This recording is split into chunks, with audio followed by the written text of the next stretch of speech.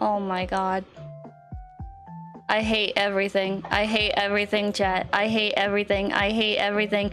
I hate everything. I hate everything.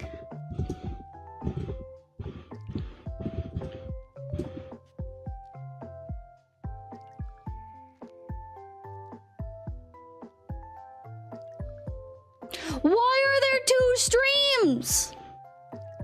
Why are there two streams? Ah! I'm gonna jump. I'm gonna jump. I'm gonna jump.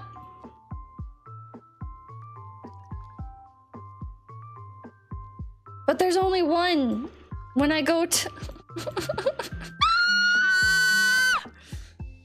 When I go to YouTube, it says there's only one live. You're offline, retry your connection. What? Chat.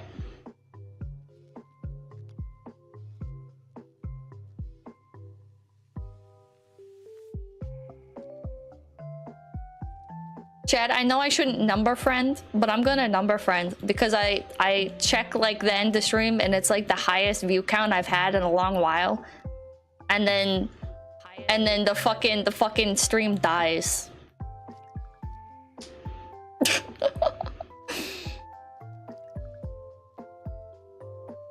Is it still dying?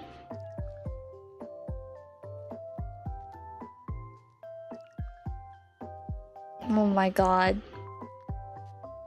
Miyamoto sends his regards. Oh man. It's stabilized. Okay, Scarf, thank you. Karaki, thank you. Nintendo trying to ruin your career, yeah. Little do they know this is just gonna make me complain about their shit more. Because I have even more to complain about now. God. Oh my god, it's dying again. Is it really fucking dying again? Is it really dying again? Oh my god. No? Okay. Yes? No. Most people are saying no. This is one perk about if I was on Twitch. I could just go live again, no problem. I could just go live again, no problem if I was on Twitch. Nintendo Hitman came for me, they did. God. Chat, let's talk about the fact that this dog shit fucking handheld, alright, doesn't work as a hand. You know what? Let's hold on. I have a slide here. Chat. The Wii was better than the Switch. The Wii was better than the Switch as a console. And the Vita was better than the Switch as a handheld. And if you want to get into like, no, it has to be Nintendo stuff only. Okay, then the DS was better than the Switch. The Vita failed everywhere but Japan. That's because society wasn't ready. Society wasn't ready. Look at this size comparison. This is deranged. This is fucking deranged. The Switch is too big for handheld usage. It is. People are like, oh, but the beauty of the Switch is that even though it's like a console, like I can take it anywhere with me and it'll be a handheld. And it's like, bro, get a Steam Deck. If you want like a clunky, oversized handheld, the Steam Deck has an infinite amount more of games, a better screen, stronger hardware, and is less prone to breaking. But Pippa, what about kids? Kids can't afford a Steam Deck and blah, blah, blah, blah. They're not gonna save up for it and their parents won't buy them one.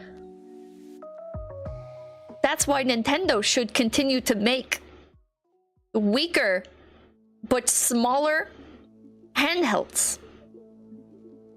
Also, let's be real, most kids are playing on fucking iPads nowadays. Most kids are playing on fucking iPads because they're getting that shit like handed down to them. Steam Deck is cheaper because of sales. Steam Deck is cheaper because of sales. Switch Lite is small enough, but it's still prone to Joycon drift, which cannot, like, be easily fixed. The Switch Lite is one of the most greedy pieces of dog shit, garbage fucking money grabs in a long time.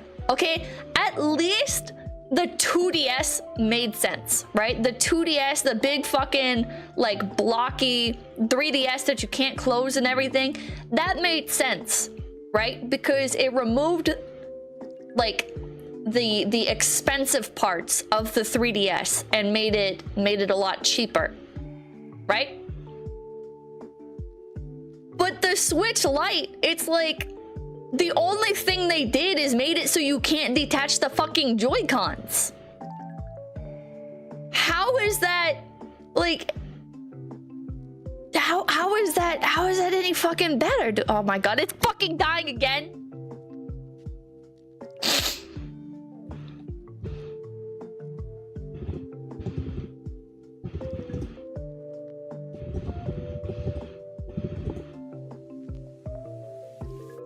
We're back. I hate my ISP. I hate my ISP so fucking much, chat. I hate my ISP so fucking much.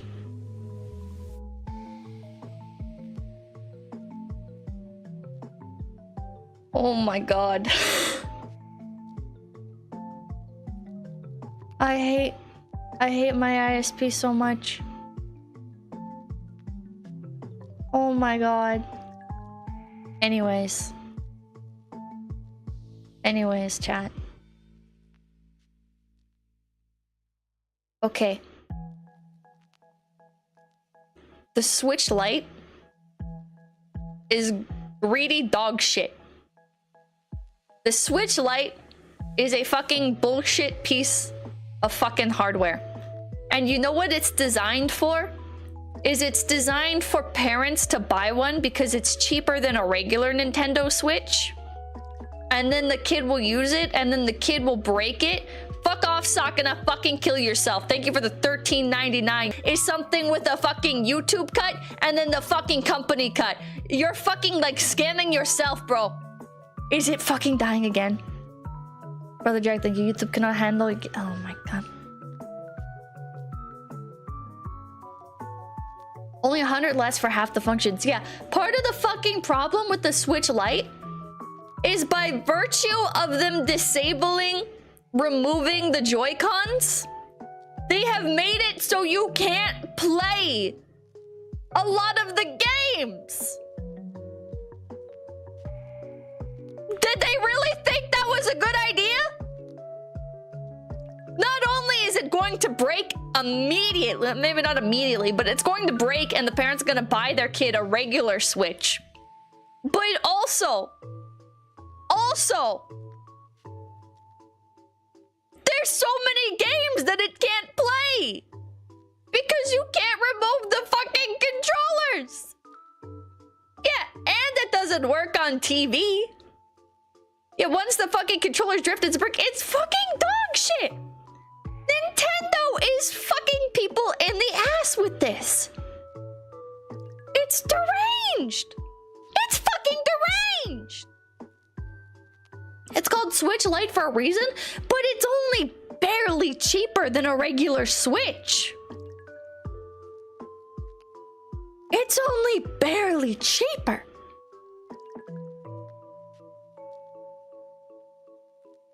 Why? It's a waste of cash. It's a fucking waste of cash. It's a ripoff. It is. It is. You know what they should have made the Switch Lite? A Switch, but lighter. They should have made it like a much tinier version of the Switch. So you can actually take it around with you. But instead, It's like the same fucking size as a regular Switch. It's a, well, you can see it like in the bottom, right? It's like a little bit smaller.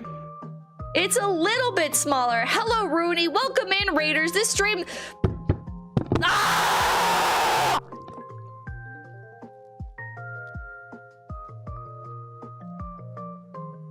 Why?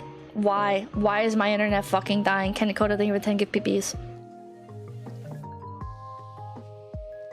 Is this stream like from... Why is it making noise again? Why is it making noise again? Why are the alerts making noise again?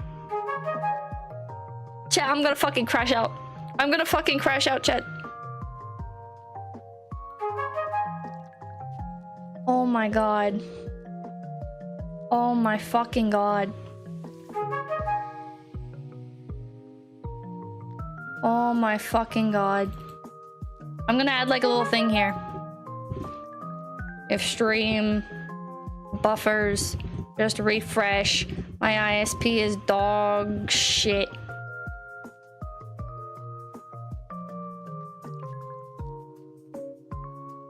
Jesus Christ. Jesus fucking Christ. Jesus fucking Christ.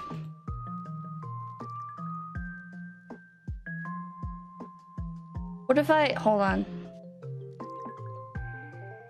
Wait, maybe... Wait. Hold on. Hold on. Maybe it's not my ISP. Hold on. Oh my god. Well, there goes the BGM. Maybe it's not my ISP, chat. I think I had too many Chrome tabs open. Also, why does Microsoft Teams keep fucking opening? And Overwolf! Why is so much shit keep opening? No matter how many times I closed it. Unity Hub! Even though I fucking closed Unity hours ago! Why is that still open? Holy shit.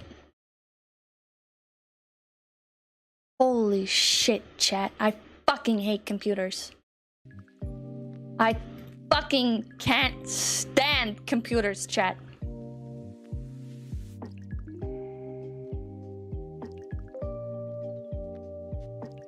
Oh my god.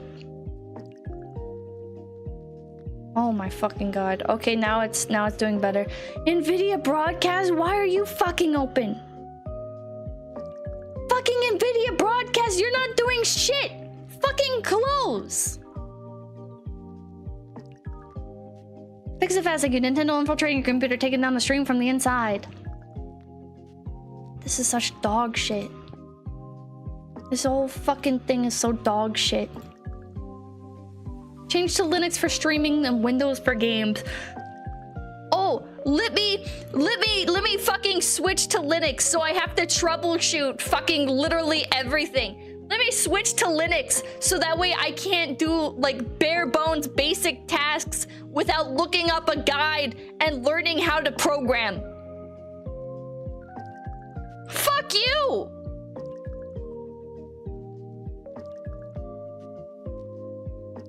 SteamOS? Apparently SteamOS is dog shit.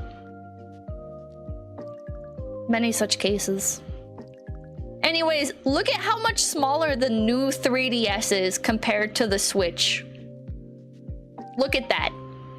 Look at how much smaller it is. And the new 3DS was still way bigger than the other DS releases. Like the DS Lite and the DSi are so much smaller than the new 3DS.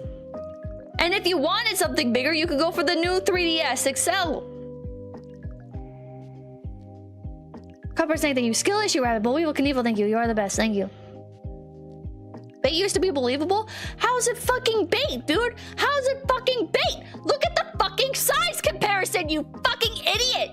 Use your fucking eyes! Look at it! Look at the fucking difference! Look at the shit that they're selling you, calling it a fucking handheld! Fuck you, dude! It's not a fucking handheld! And I'm tired of people saying,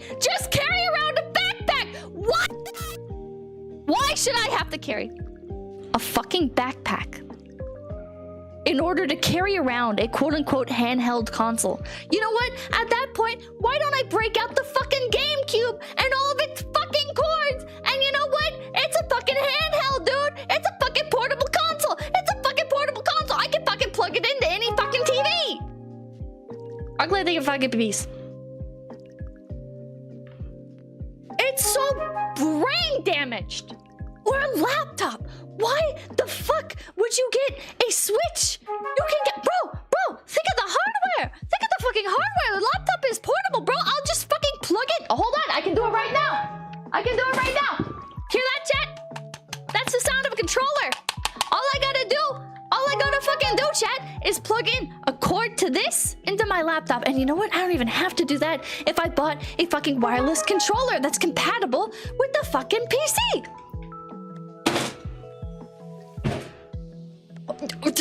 Switch charge, your response?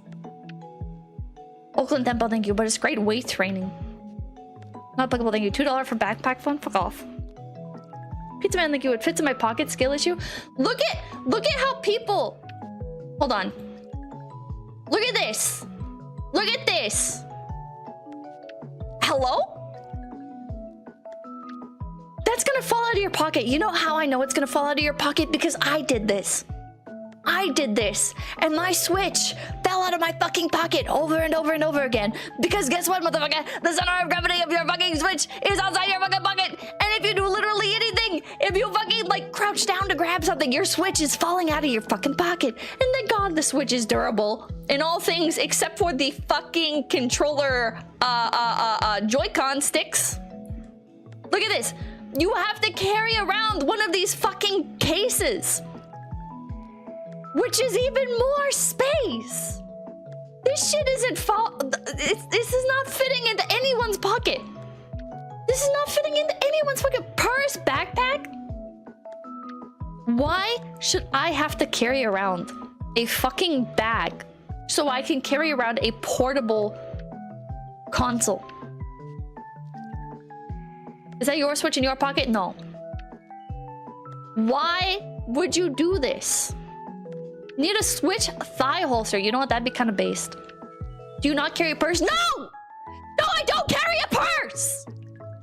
The only time I will carry a purse is if I'm going somewhere like super far away and it's like, okay, well, I guess I should bring like a bottle of water with me and like some band-aids or whatever, or like emergency kit, like shit like that, you know? It's like I'm going somewhere like far away, or I'm going to like spend time with like family or whatever, you know? It's like, okay, like I should be prepared for this. But if I'm just like going out and about, is it fucking dying again? I hate this shit. I fucking hate this shit so fucking much.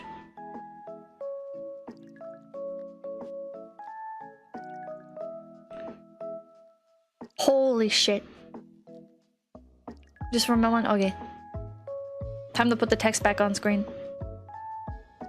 Okay. Get a fanny pack? I can't call you what I want to fucking call you, but you know what I want to fucking call you. A fucking fanny pack, bro? What are you? A tourist at Disneyland? Why do you need a Switch fanny pack? What is wrong with you? What is fucking wrong with you? I shouldn't need a fanny pack for my handheld console. You know what doesn't need a handheld console? Hold on. Chat. You hear this? Ah, fuck. You hear this? You hear the button presses? Chat. This is a Game Boy Advance SP. Okay? And you know, this fits in my hand. The entire handheld fits in my hand. And it can fold out. It folds out, and then it's like 2 hands long. And I can just put that shit in my fucking pocket. Because Because it's like the size of my hand. And you know what fits in my pocket? My hand. My hand fits in my fucking pocket. So if you make a handheld that's roughly the size of my hand, it'll fit in my fucking pocket. Do that with the Switch. Do that with all of your handhelds. Doesn't it only fucking make sense? Doesn't it only fucking make sense? And it has 2 megabyte games. Bro, your fucking phone can hold so much. Fucking Arduinos can hold so much. I'm not saying you have to make something as strong as a phone. Because people already do that. People already make like bootleg handheld consoles that emulate a bunch of old games and are like the size of a phone or even smaller.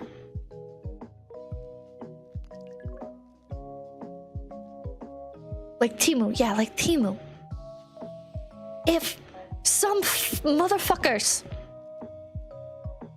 in Guangzhou, China can create phones that play video games and have 6+ hours battery life and cost $100 to buy, retail MSRP, or $25 on AliExpress.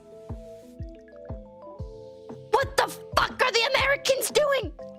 What the fuck are the Japanese doing? Figure it out! Figure it out! Gachas are not games. They're not making gachas! Well, they are, but that's not what I'm talking about. They're making little tiny, like, Android fucking emulators, and then they steal some fucking emulator game software things, and they put that shit onto the fucking console, the little handheld phone, and then they pre-install 1001 fucking games on there from the GBA, from the fucking, the DS, from the fucking Game Boy Color, like all of that shit. And they put that on there, the Sega Genesis is on there, and they sell it to you for $25 on AliExpress. So what the fuck are the Japanese doing?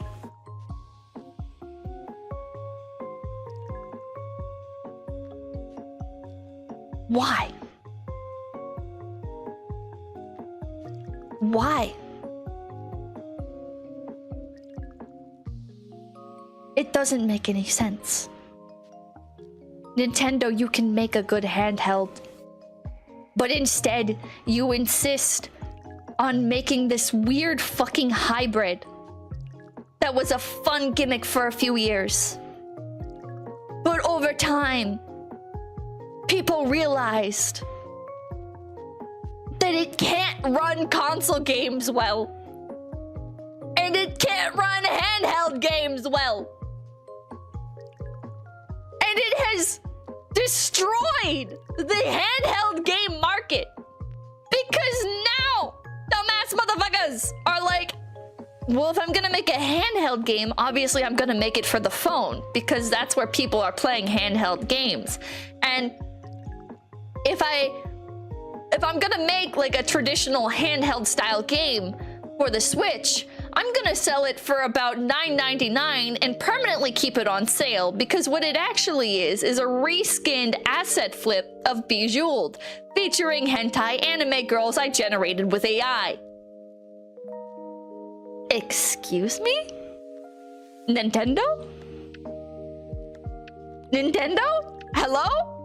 Hello, the eShop? Nintendo?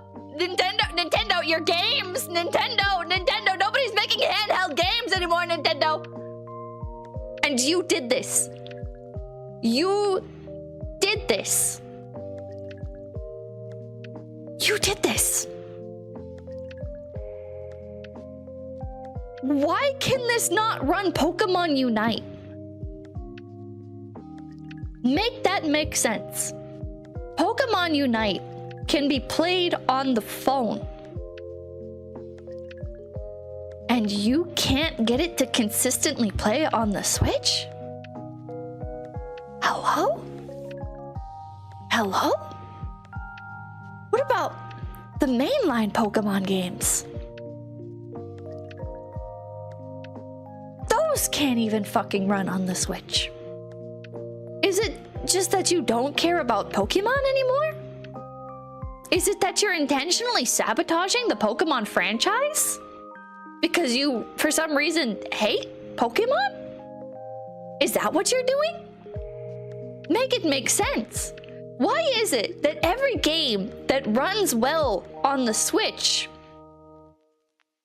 works even better everywhere else? From phone games to PC games to the actual mainline like console games? Like, why? How are people still falling for this? How are people still buying this shit?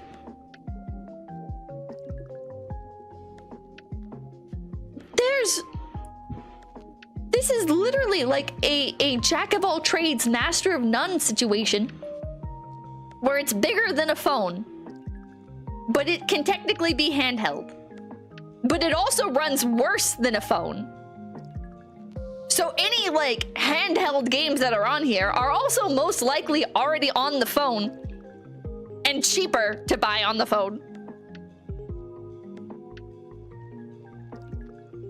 It's smaller than a regular console, but it also runs like 10 times worse than any other console. Like, why would you not buy like a Steam Deck and just plug it into your TV if you don't want a laptop, if you don't want a regular console, if you want something that's portable, that can play like higher end games? The Steam Deck is like infinitely better, and yeah, it's more expensive, but it's also cheaper in terms of not having to replace your fucking Joy-Cons constantly. And it's like a much better long-term investment. Steam Deck overheats? I have a Steam Deck and I have never had it overheat. Adroid, thank you. Pokemon needs to go back to 2D or 2.5D if their consoles can't handle 3D games. Exactly. Holy shit, Segai, thank you for the 50 BBs! Thank you, thank you, thank you! Thank you, thank you, thank you, thank you, thank you! Fire Sky, thank you. Look at the rest of the gaming industry and there's your answer. This shit is so confusing. Here's my schizo conspiracy theory.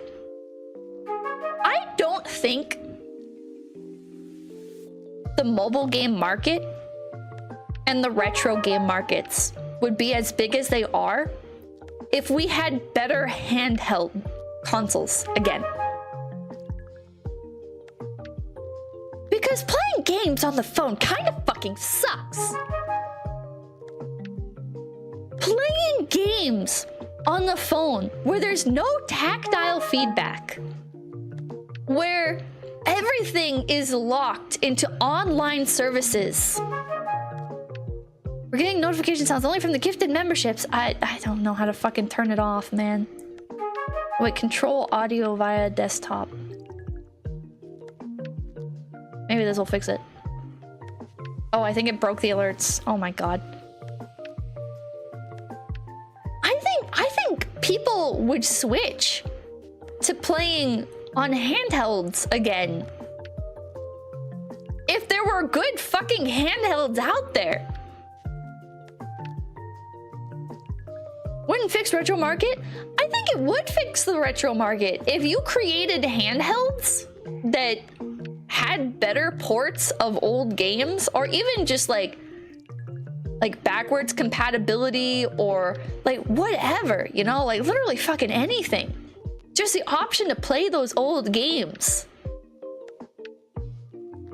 I think people would play them. I don't think people would be so desperate to get their hands on physical copies.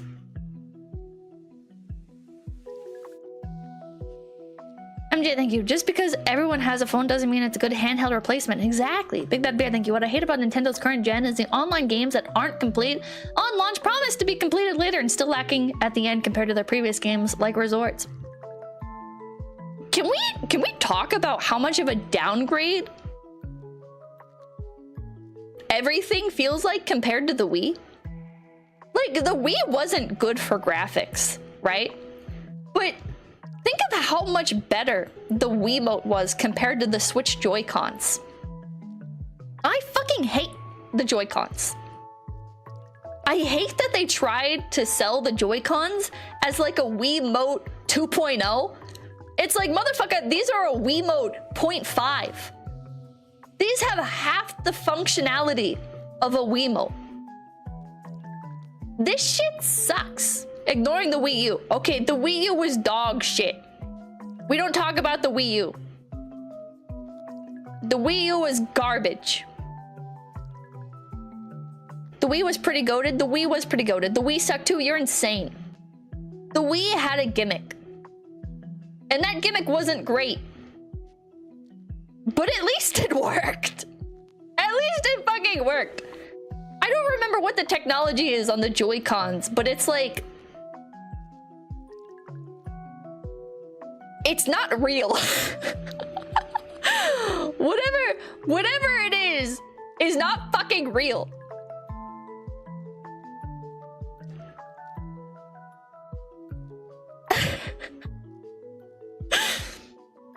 Some Rumble BS. Yeah, first of all, Wiimotes don't drift. Second of all, the Joy-Con, when you try and play games where it's got like, oh, you need to like tilt the Joy-Con up, I don't think it can actually track tilting. Because you can like just lift the Joy-Con up and it'll do the same thing. Or you can like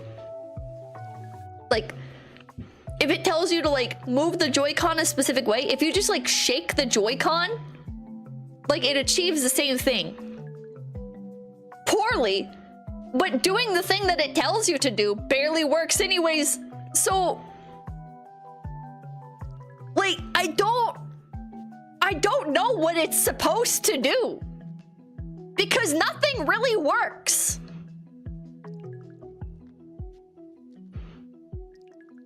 Is it dying again? Oh my god. Okay, yeah, it is my ISP. It's not my it's not my computer.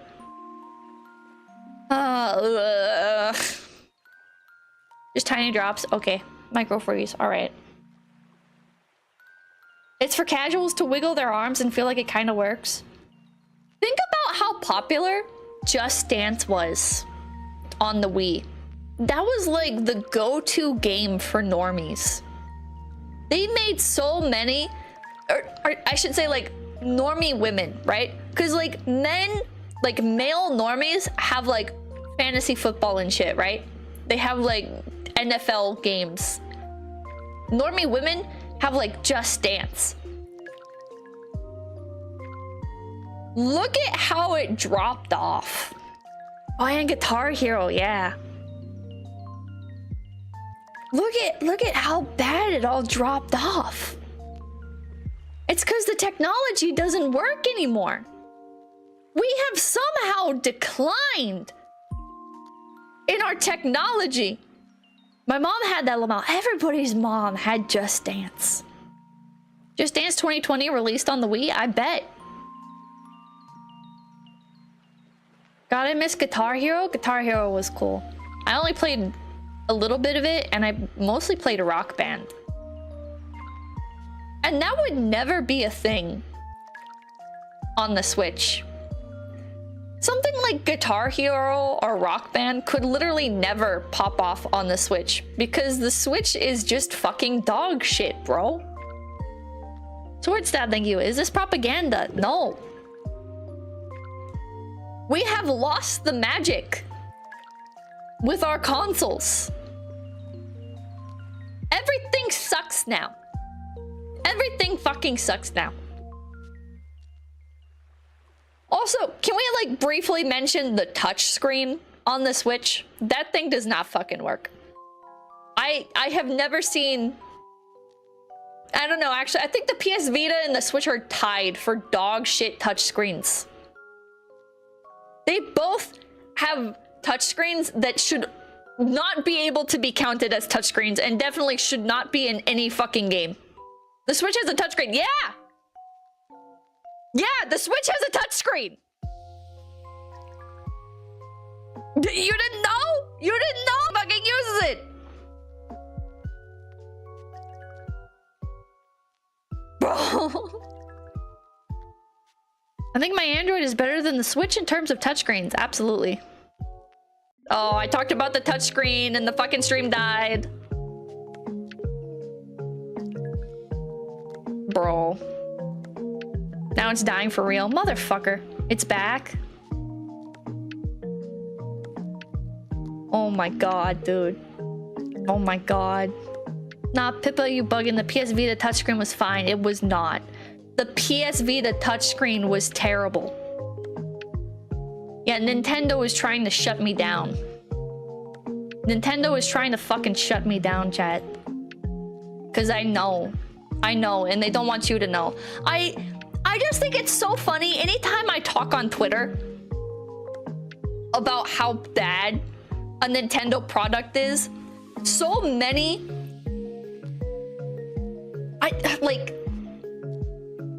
I'm sorry. Some of you are gonna catch a few strays here, but so many like fucking millennials that are child-free and love their pupper or their catarino and work like a fucking dog shit dead-end job. It's like this specific type of person like crawls out of the woodworks and is like, Pippa! What a fucking dog shit opinion, Pippa! How could you talk about Nintendo products like they're bad? How could you do that? And it's like, how are you so complacent when infinitely better technology has existed? And that's not to say that like the Wii was perfect, right? The Wii was absolutely not perfect. But comparing the Wii to the Switch is such a downgrade. Comparing the PS Vita to the Switch is such a downgrade. And you can say, oh, but you couldn't do handheld with the Wii. And it's like, are you really doing handheld with your Switch? There's like two types of people that play the Switch. There's the type of person that always keeps it in handheld mode, and the type of person that always keeps it in console mode. And whichever one you are, there's a better alternative out there from 10 plus years ago. It's like the only thing that saves the Switch is that it has, what's the term? It has games that are exclusive to it. It has like Nintendo exclusive games. Let's be real, bro. You spent $400 on a Mario Odyssey machine. You spent $400 on a Pokemon machine. And Mario's doing okay, but Pokemon's dog shit. Yeah, it's the exclusivities, man. What about Xenoblade? Dog shit. Dog shit, in my opinion. I can understand why other people like, yeah, I don't like Xenoblade. It's like, Nintendrons are the gaming Disney adults. They are. They fucking are. It's... You don't like the Switch. You like the games that are on the Switch. And you're conflating the two. As if for some reason, Xenoblade and Mario Odyssey, Mario Wonder World, Mario fucking Battleland, Suck-a-Dick, whatever the hell, as if these can't be on other consoles. You are confused. You are confused. You can't imagine a world where you didn't have breakfast, or what it would feel like if you did. But I beg of you to try like booting up an emulator, and you can play a game on the emulator. I'm not encouraging piracy or anything, okay? blah, blah, blah, blah, blah, legally dump the game on your fucking computer, blah, blah, blah, whatever the fuck, okay? Try it. Try it. Try playing on an emulator.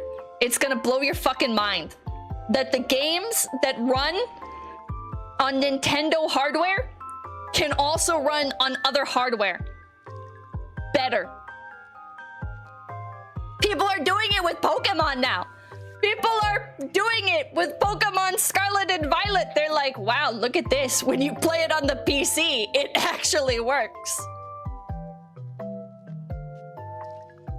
It's like... Why did they do this? Zenimon, thank you. I personally would not be opposed to Nintendo going the Sega route myself. Nintendo said emulation is illegal, by the way. Okay, there we go. On the topic of the Switch 2, it's just all of my complaints, but worse. Look at this. Look at this. They really said, you want to use the Switch as a handheld? Well, the Steam Deck came out, and it's about a little bit bigger than a Switch. We'll find like a nice middle ground between the fucking hulking brick that is the Steam Deck and our already oversized handheld that is the Switch. And while we're at it, let's not improve the ergonomics of the Switch at all. I'm sorry, I fucking hate Joy-Cons. Joy-Cons fucking suck, and they have done nothing to make them better. Why? Why? Bigger does not mean more ergonomic. It still sucks.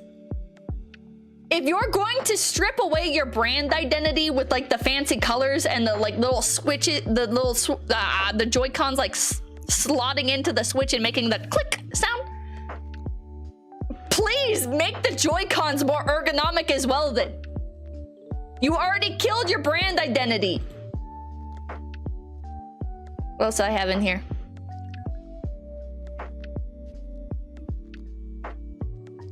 I don't understand why Switch games are this small. This one's more of a nitpick. This one's more of a nitpick. But why are Switch games so small? I feel like every Switch game, like this is a 3DS cartridge next to a Switch cartridge. I feel like every time I buy a physical Switch game, I end up just like having to download the entire game onto my Switch anyways. Like it doesn't... I feel like the Switch cartridge doesn't do anything. And like I'm biased to say that it's like, oh, because it's on such a small cartridge. But I don't know. I don't know. If it is, yeah, portability. If it is this small for portability reasons, why are the cases bigger than a DS game cartridge box? Why did you design it like that? Why did you make... The Switch cartridge is smaller than a 3DS cartridge, but the box that it comes in is bigger than a 3DS cartridge box. Weird. Weird. Also, again, nitpicking, but I feel like at this size, it's a lot easier to lose. It's a lot easier to lose, and it has less of an identity to it. But it's this one I know is just more of a nitpick, more of a personal preference. God. So if you thought the regular Switch is expensive, this is the current leaked price of the Switch 2. This is from Costco, and maybe this is just, maybe it really is just a placeholder, and it's not going to actually be this much money. As spotted in Nintendo Wire this week, a Canadian Costco employee recently shared pictures of an internal product listing as well as the in-store price tag for Nintendo Switch placeholder, or Pulseholder as the misspelled price tag says.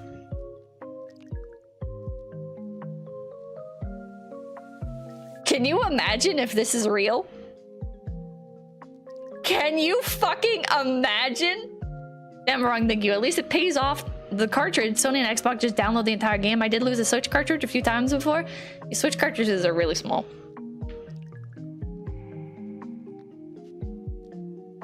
Legit just get a Steam Deck at that price point? Hold on, let me confirm. How much is a Steam Deck?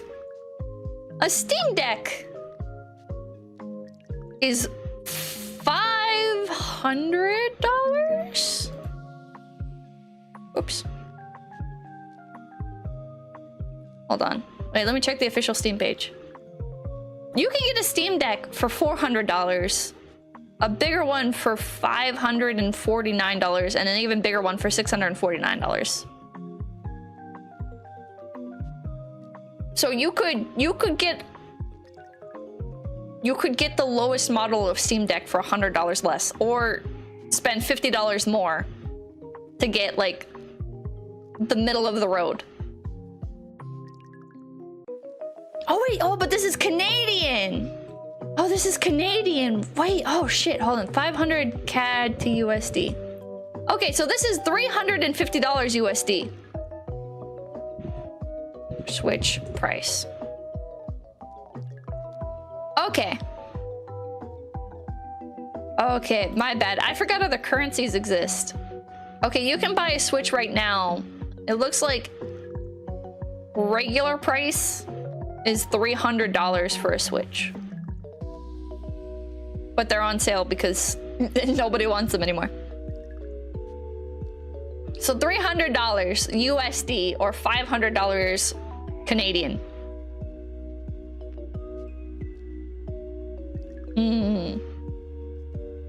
Or 350 USD.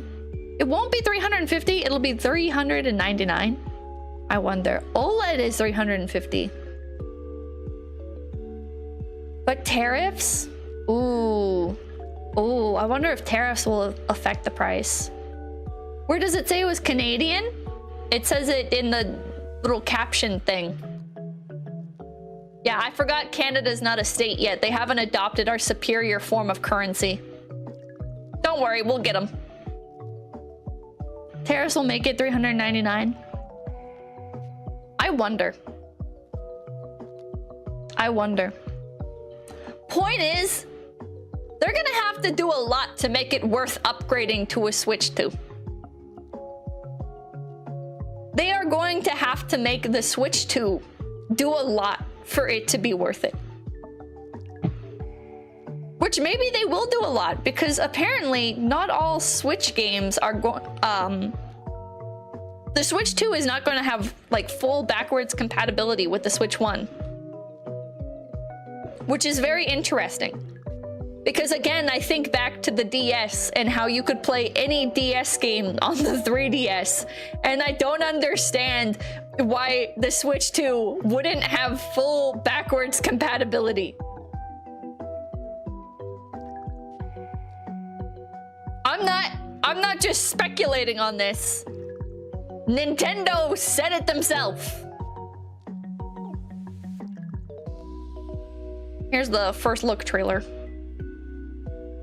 that I'm pretty sure everyone's already seen. I don't know why I made this so small.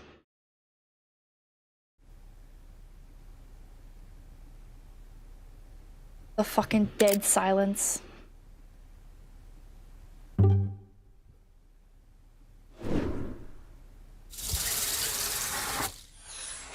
They shave a little bit off, but they make it bigger.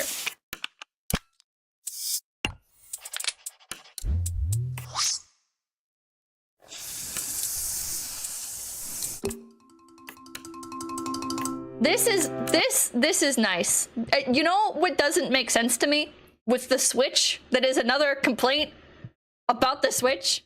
Is why would you bother adding a fucking kickstand to the Switch if it's really flimsy and only on one side of the Switch? It barely works. I don't think I have ever been able to successfully use the kickstand on the Switch, because unless it is on a perfectly flat, non-moving surface, it just won't work.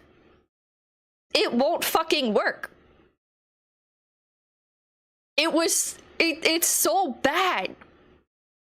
It's so fucking bad. The OLED is a lot bigger. The OLED has a better stand. I haven't messed with the OLED at all because to me, it did not look fucking worth it. I already don't like the Switch. Why am I gonna buy a slightly better version of the Switch that's still gonna run the games like dog shit? That's nice. Very adjustable stand. Why'd you make it bigger? Put it back! Put it back or fix the ergonomics! I have never had such bad hand cramps. And I voluntarily still play the DS Lite. One of the worst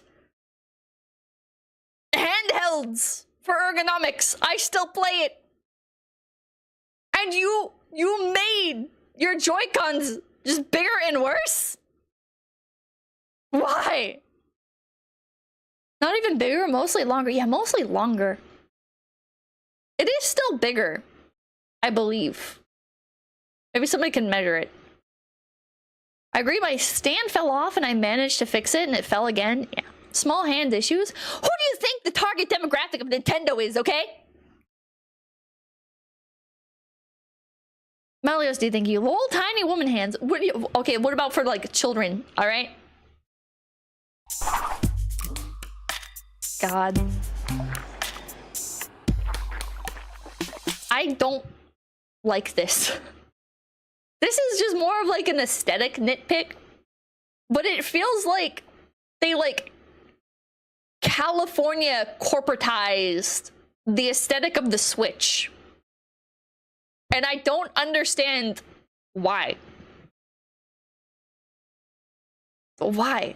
Why did you strip the color from the base model of the Switch? I'm sure there will be other versions, like other color palette swaps of the Switch 2, but they're like, nah, let me remove all the color and personality from it, and we'll instead make them like little accent flares. It's just weird. It's a weird decision.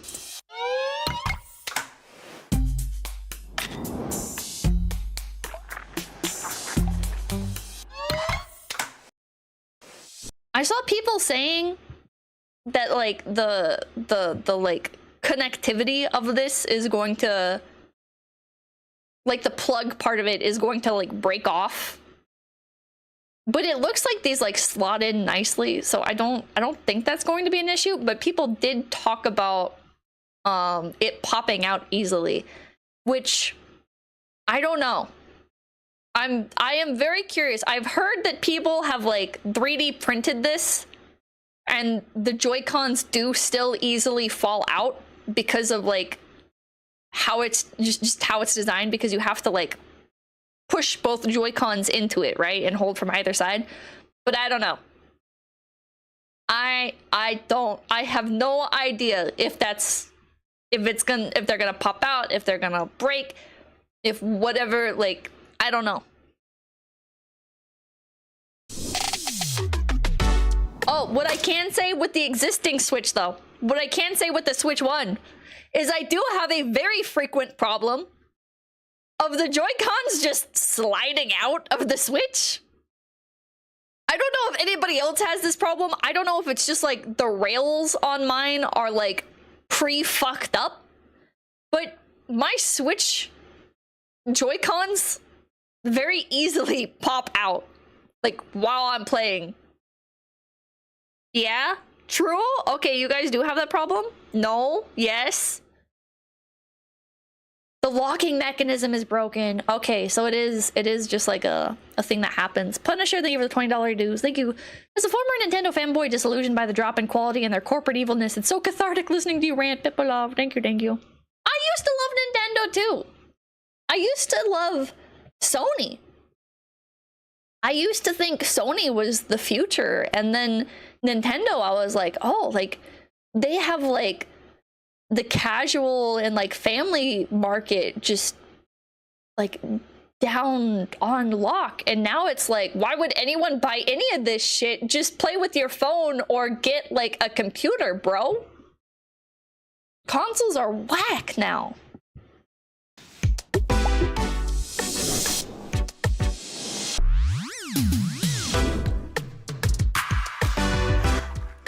There's like this feature of like being able to use the Joy-Cons as mice.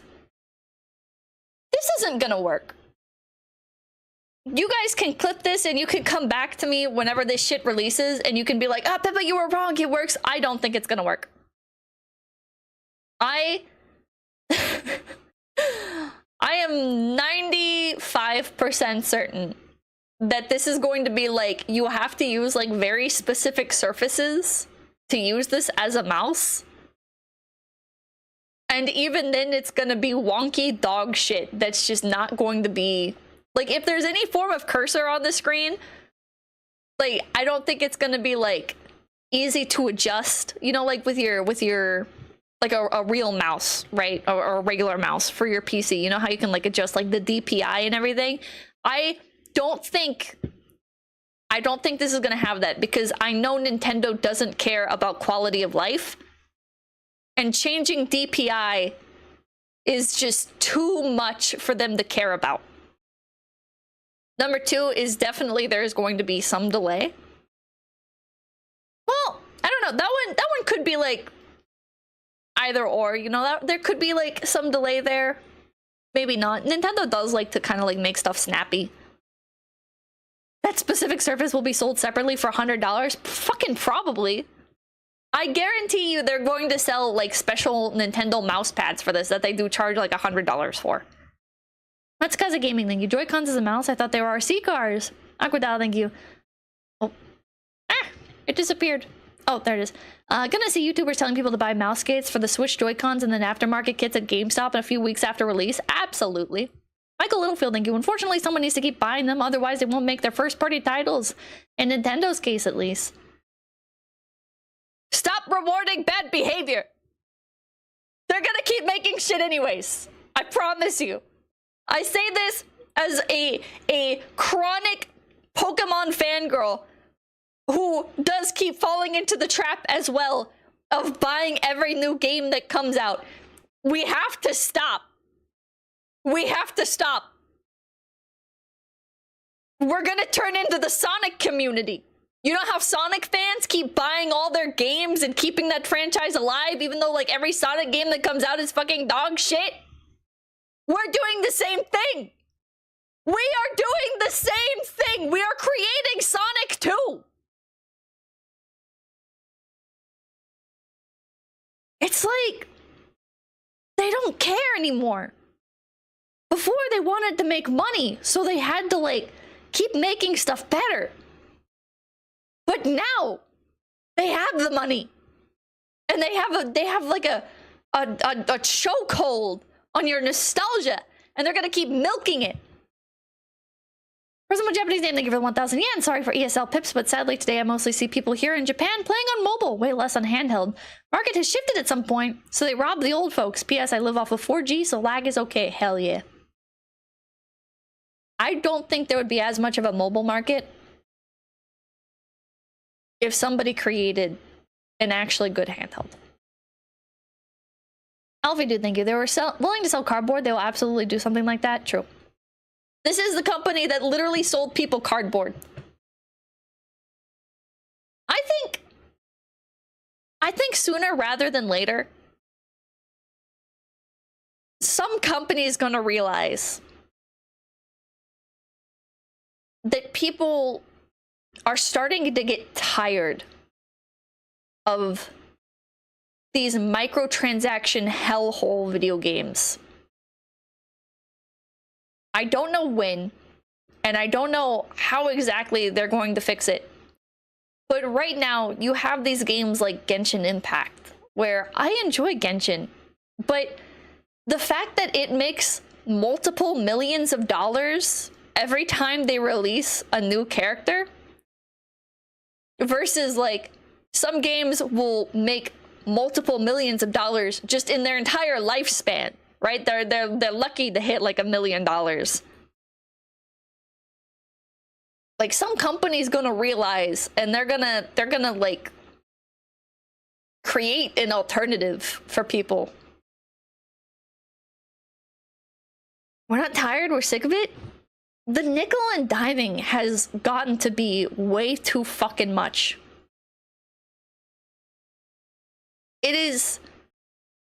it is too fucking much.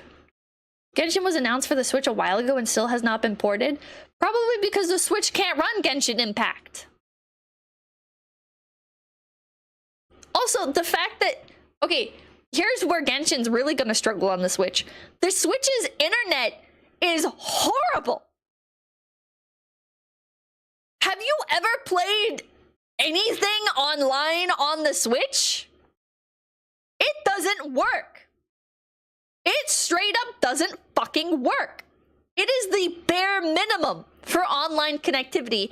And Genshin, fun fact, even though it looks like a single player game, even though it looks like it can be played offline, it does not run offline. Everything on Genshin Impact is connected to the internet.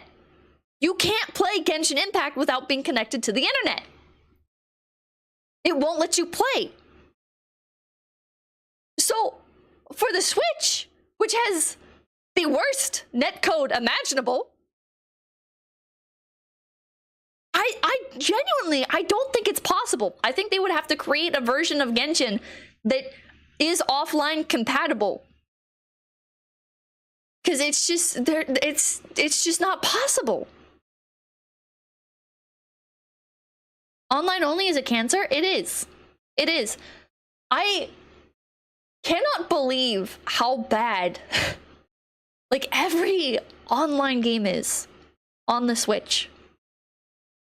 What'd you think? What is that shit on the cuck chair? What did it do? She's not on the cuck chair. She's sitting here having a polite conversation. I just... If you're on PS5, you can't play anything without it phoning home. Really? Robert Valley, thank you. Completely agree. Microtransactions are killing gaming. They are. I don't think people are going to have... Like, I'm not a macroeconomist. I'm not any sort of economist. But I don't think people are going to have the money to keep spending on video games like this indefinitely. Like, it's just too much.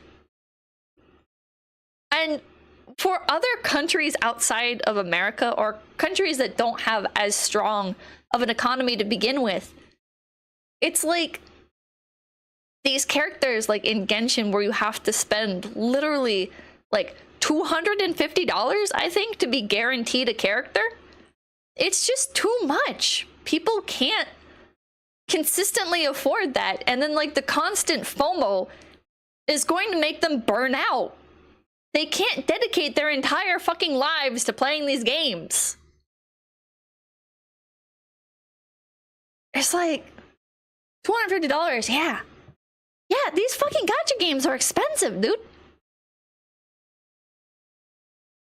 But try figuring out how to stream from the Steam Deck. It'll be a riot. That'll be terrible. Free-to-play games earn most of their money from a handful of whales. You actually believe that live service is killing gaming? My god, bro, it's crazy how people don't see that. Okay, I'm glad you agree. I was reading that and I was like waiting for you to be like, you think live service is killing gaming? Actually, live service has enabled games to make so much more money than they ever would, and that's why more games are coming out, or whatever the fuck. Which is like an actual argument some people have, is that like, oh, if like this is actually good for gaming because like microtransactions make it so that way games can like add more content for everybody, because like a few whales are spending all that money. And it's like, games have gotten worse. Games are so much worse now. The thing is that gaming used to be unpopular, so now you're getting all these people that are getting into gaming recently and they don't know how good things used to be. They genuinely just don't know, because new games are fucking dog shit.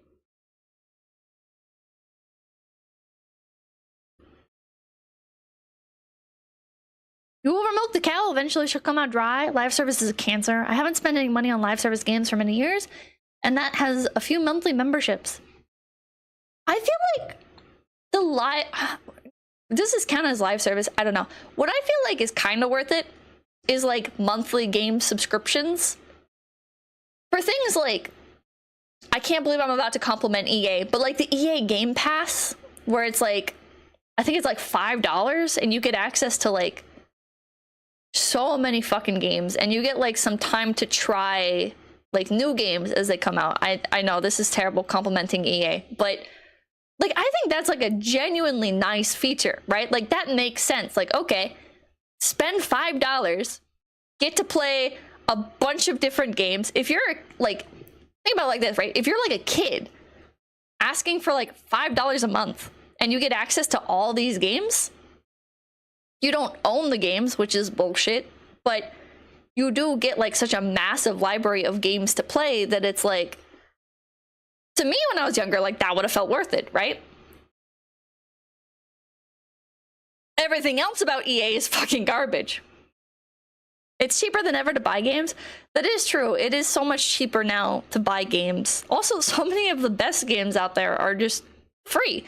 I don't personally like Fortnite, but I will say it's one of the best games because it does manage to keep like such a massive audience. I know. I'm doing the fallacy of popular equals good, but it's like, while I personally don't like Fortnite, I do think it is like a technically good game. I think their transaction model is insane, but Roblox, yeah, Roblox, I think it's another like technically like great game, a technically great experience. It is, in my opinion, ruined by the insane monetization practices and the horrible treatment of the people who are creating these games on there, but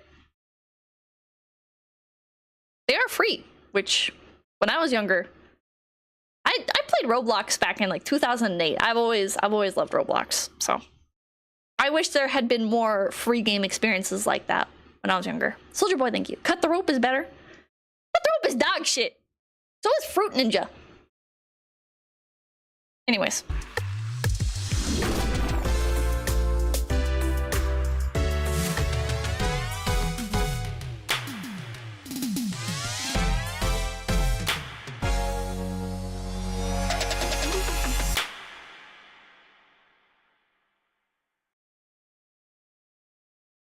Nothing changed. Nothing's changed. Nothing's fucking changed, chat.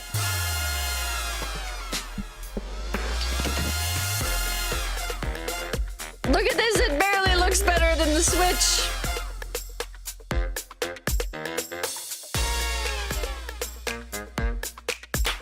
Why? Why did you make this?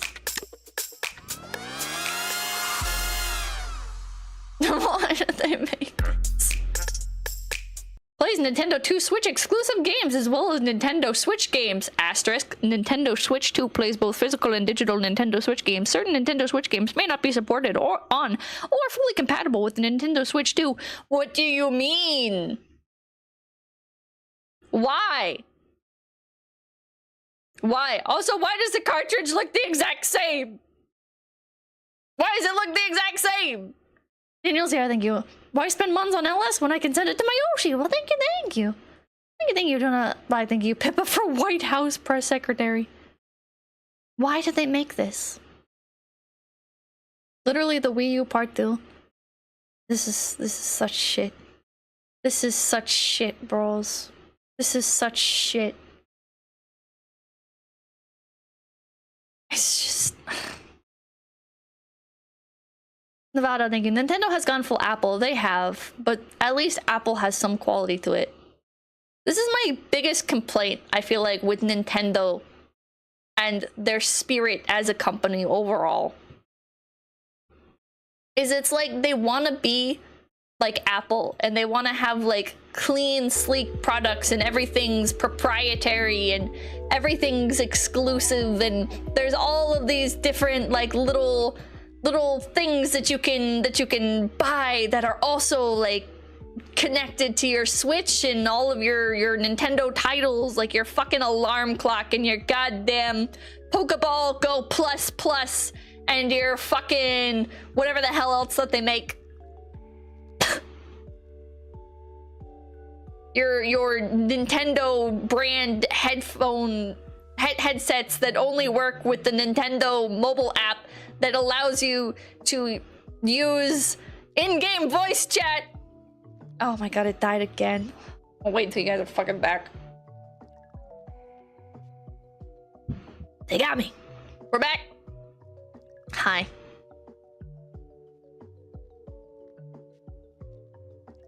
I don't know if you guys heard me, but they also have shit like their fucking headphones where it's like you can use their headphones but only with the Nintendo app. And that will let you do voice chat, but only with people that you have like added onto your Nintendo app, like in real life. Like you have to give them your code and they have to give you their code, and it's different from like your Nintendo account ID. It's like a special thing, and it's just garbage. It's so garbage. Why not just call them? Yeah, bro, why not just fucking call them on Discord? Vegeta, thank you. Sounds like Apple. Nintendo is like Apple, but without any of the quality.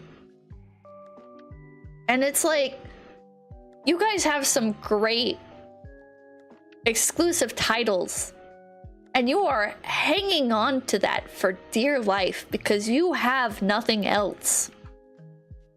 You have nothing else but a few really good IPs, most of which you squander, most of which you treat with the respect of I don't even know. I don't even like know what to compare it to. It's like they're your unwanted stepchildren, and so you give them a little bit of an allowance every month so that they don't fucking die and CPS gets called on you. Why do you do that? Why do you do that? Sean Jackson, thank you. I'm not saying anything better than my Steam Deck. I would strongly suggest anyone just buys a Steam Deck instead of a Switch 2. If the Switch 2 is going to be anything like the regular Switch, maybe it'll be better. Maybe the Switch 2 is actually going to be great and there's not going to be any online issues. Everything's just going to work. You know, they're going to release Splatoon 4 and you're going to be able to play it with your friends in Turf War and not have to... Okay, chat. I need to complain about this real quick. Splatoon 2. I don't know about 3 because 3 sucked, so I barely played it. Splatoon 2. You have to play a match of the game and invite your friend to join you. And after that first match is over, they can then join you. But it's going to be random what team they're on. Why did they decide it like that? Why did they decide it like that? Yeah, who designed this? I don't know. I don't know who the fuck designed that. How about the Pokemon games? How about the online activity in the Pokemon games where it's like everybody has to like, I think everybody like has to like stick close to each other.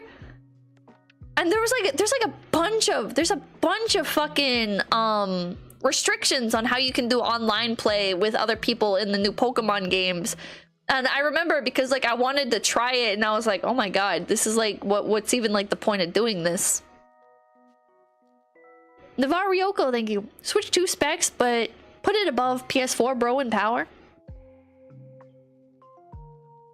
Scarlet and Violet lets you do whatever you want. There were some issues with it. I don't remember what though. Powerworld you can F off and go anywhere. Powerworld is so much better.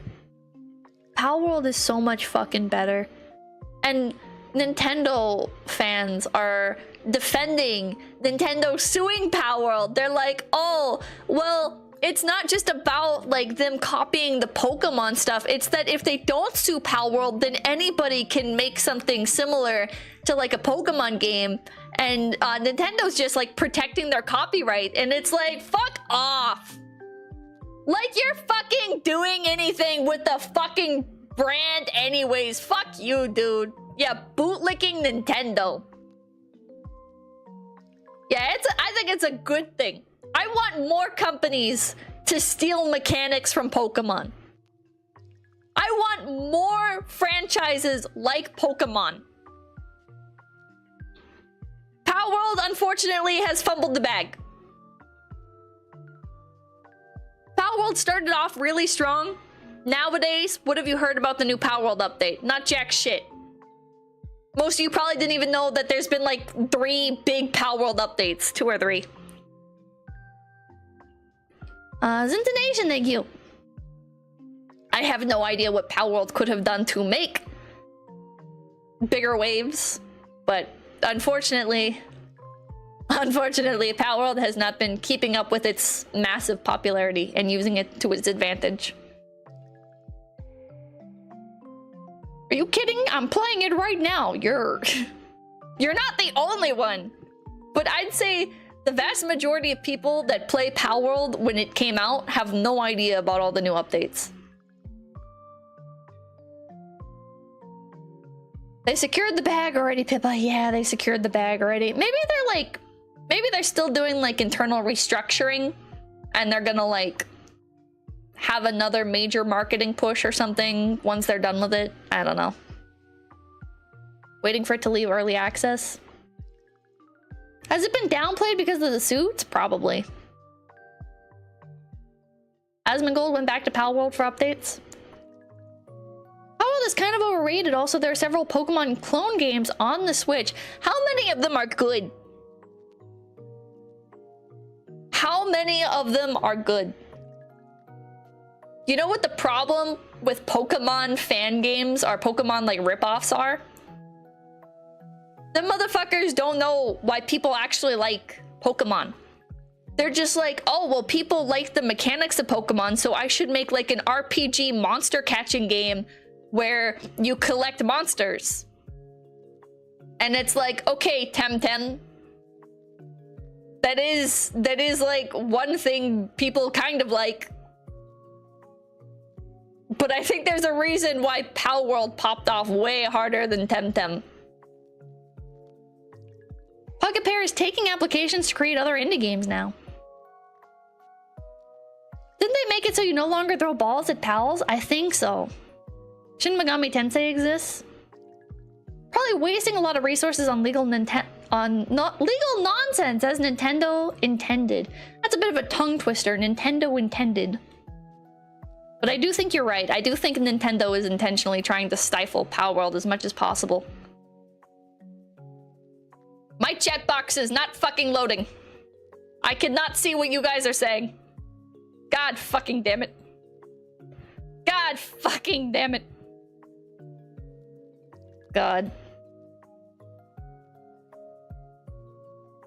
I found a video of somebody talking about issues with the Switch 2.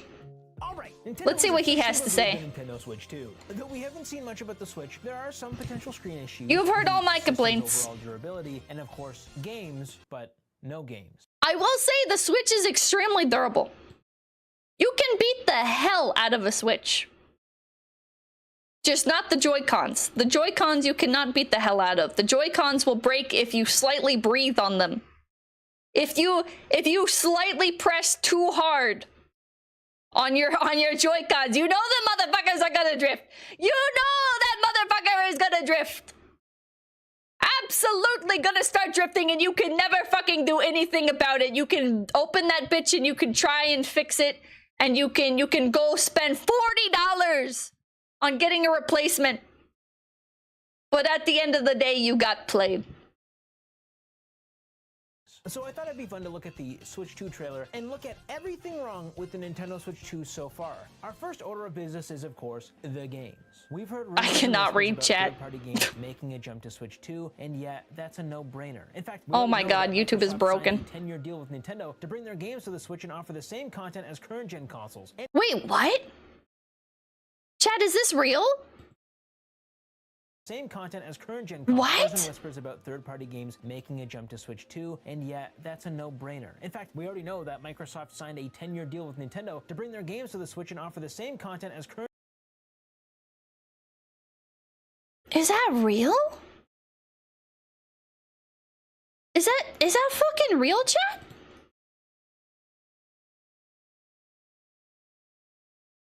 It's very quiet. Oh shit. 10-year contract. Chat is back. Yeah, I can see chat. Chat actually just now died now entirely for a couple minutes. It's not my fault. It's YouTube's fault. Oh my god. It's not my computer's fault then. It's YouTube. It's actually YouTube's fault. Oh my god, I'm vindicated. Oh my god. I was going insane. Signed a 10-year deal with Nintendo to bring their games to the Switch and offer the same content as current-gen consoles, and games that weren't able to make it on the Switch. What?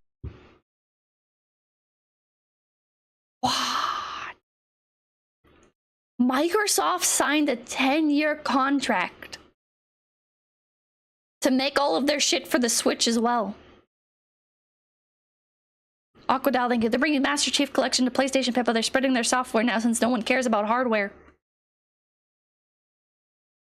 Bros, it's so over for console. It's so over for console. Fan service games, thank you. Pippa, I recommend you Yari Mono. It's the best Pokemon clone. Unfortunately, I have to go to bed now. Good night, everyone. I might look into it. Thank you, thank you, thank you. Yeah, Halo on the Switch.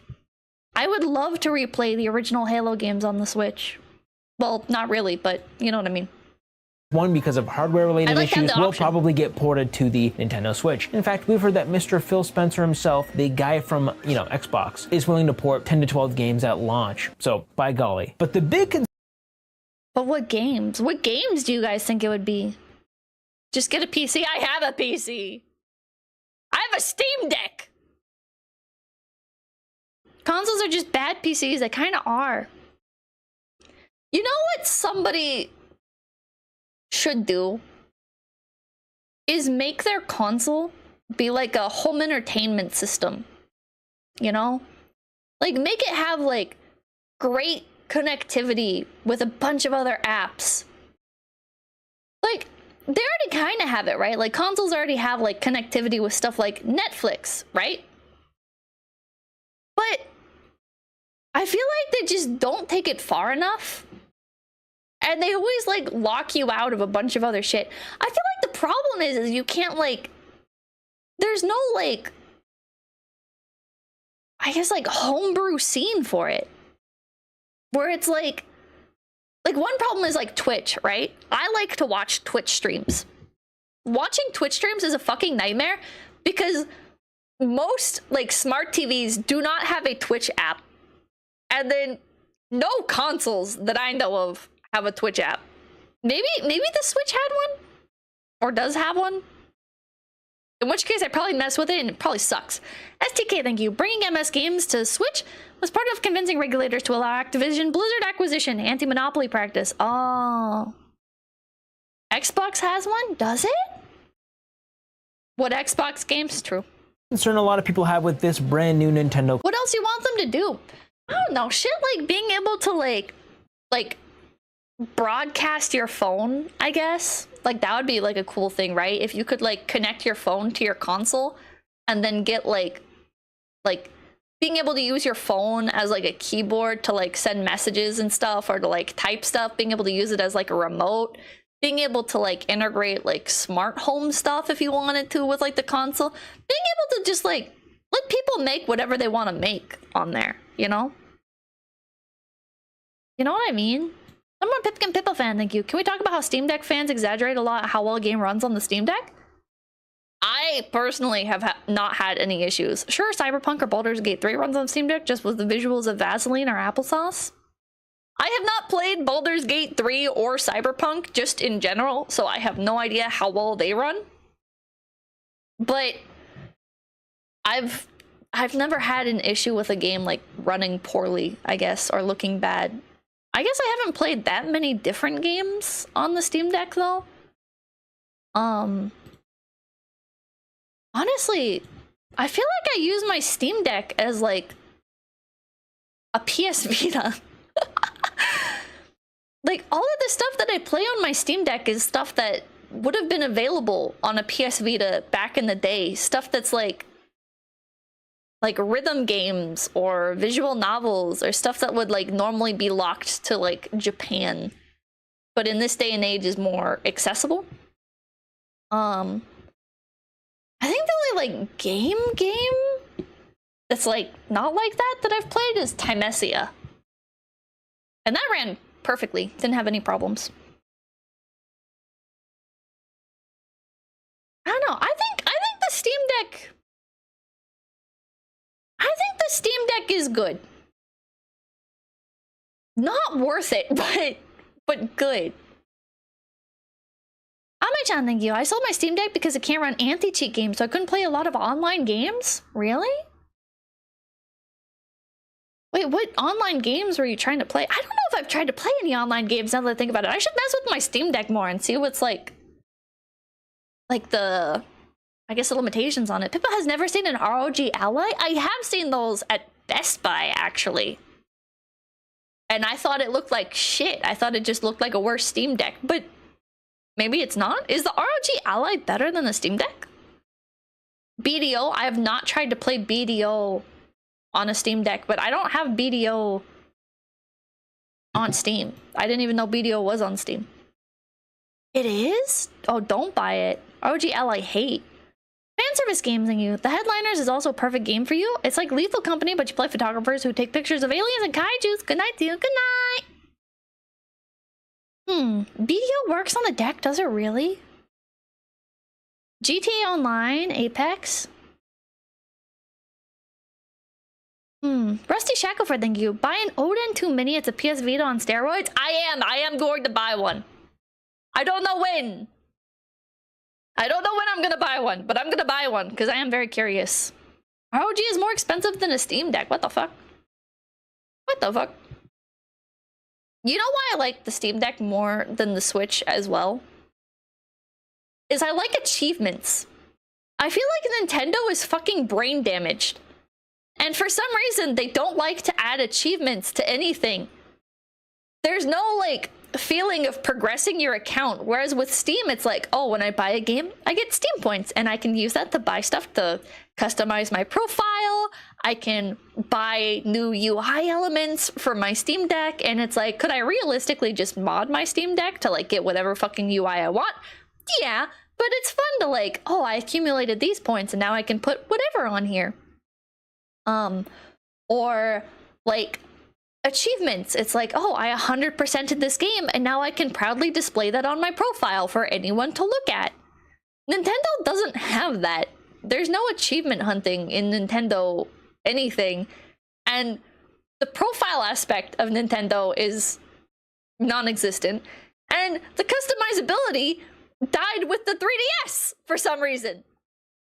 For some reason, they were like, huh, the Switch? What if we make it as devoid of life as the YouTube homepage? And in general, YouTube channels, you know how they removed all of like the personal flair from YouTube channels back in like 2012? What if we do the same thing? No more customization. You know how on the 3DS we introduced like the sticker game thing, the pin game, whatever the fuck it's called, where you get like little characters that you can put on your 3DS like icons so you can decorate it, and the different UI themes and like all of that shit, right? And then you accumulate points when you buy stuff and you can spend those points on like different UI themes or shit like that. Nah, we're gonna get rid of that. We're gonna make it so you can't customize anything anymore. Fuck you. You want to have any sense of personalization? You want to have any sense of personal identity? You want to connect with other people using shit like Street Pass, where you would put your 3DS or your DS in your pocket and as you're just walking by when you're not even playing it, you're playing a game because other people who are doing the same thing, when they walk by you, it like connects, and then the other person can like see what game you last played or what you said is your favorite game and what you said is your name and what you said is like your personal avatar, your me. Fuck that. We don't want people to have a sense of harmony anymore. We want people to be afraid of each other. We want people to hate each other. We should make it so profiles are extremely difficult for anybody to navigate to. Friend codes cannot be simplified at all because God forbid anyone finds anyone else in any of our online games and wants to make like an actual friend. We can't have that. You can't have friends. This is Nintendo. If you make friends, you might not spend more money on Mario games because of your parasocial relationship with the plumber. Fuck you, man. Why do friend codes even exist? I don't know. I don't know. If you don't know how bad friend codes are, look at your friend code. Not only is it annoying to find, in this age of everybody having like a unique handle that they can like personalize and reflects them, Nintendo's like, nah, we're gonna make a randomly generated string of numbers and letters that you have to navigate through the UI to find. And when you want to add other people, you have to type in like 16 numbers and letters and shit. Have fun, have fun. Fuck you, dude, what the hell? It's a social security code length, it is. Master Break, thank you. I love the Street Pass, I miss those things. Street Pass was so based. Is that the only way to add someone? Let me think. You can also add people if they were in one of your recent games. You can find them in like your recent players list and you can add them through there. As long as they're like your most recent match. I think they only have like, it only lists like 10 people on there. So you do have to like immediately back out of the game and add them. And I think you can add people through the mobile app, if I'm not wrong. I think, but you still have to enter the friend code. Ringside Leo, thank you for the 300, whatever those are. Found you by accident. I don't even like VTubers, but you're the 1% that I find funny. 'Tis time to wheel once more. Yes, my dog crap currency is schmeckles. Don't laugh at me. Thank you for the schmeckles. Thank you, thank you, thank you. Who uses the mobile app? People like me who got curious about their Splatoon 2 statistics. And I don't think I've used it since, actually. I bet you if I try opening it on my phone, it's gonna be a disabled app because I haven't used it. But it, like, it was neat because it would show you, like, here's, like, how much turf that you've inked total. That's enough to cover the Eiffel Tower. And then I think... Welcome to Nintendo Switch Online. Oh, it's not even signed in. Fuck, I gotta sign into my Nintendo account? Fuck, no. There was like some other shit you could do with it, I think, like buy shit on there. Oh yeah, you could get clothing in Splatoon 2, but it wasn't clothing that was like unique to it. Asanya, thank you. Sounds more like a stream key than a user code. True. It's not good. It's not good, chat. It's not good at all. I feel like it gave you a separate shop to help farm gear. Yeah. It's like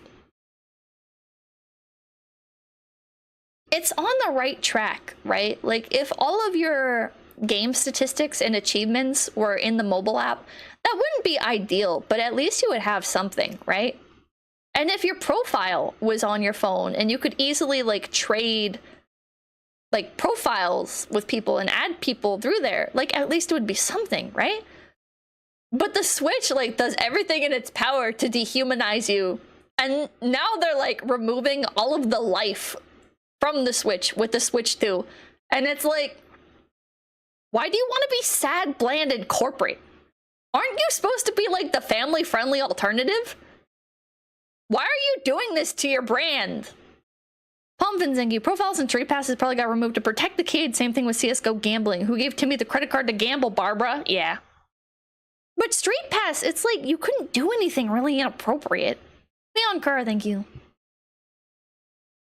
Speaking of clothing, what's with the terrible clothing options in Pokemon? And can I blame that more on Nintendo or Game Freak? I don't know who you can blame that on, but you're so fucking right. Frank Sileo, thank you. Since when did we switch?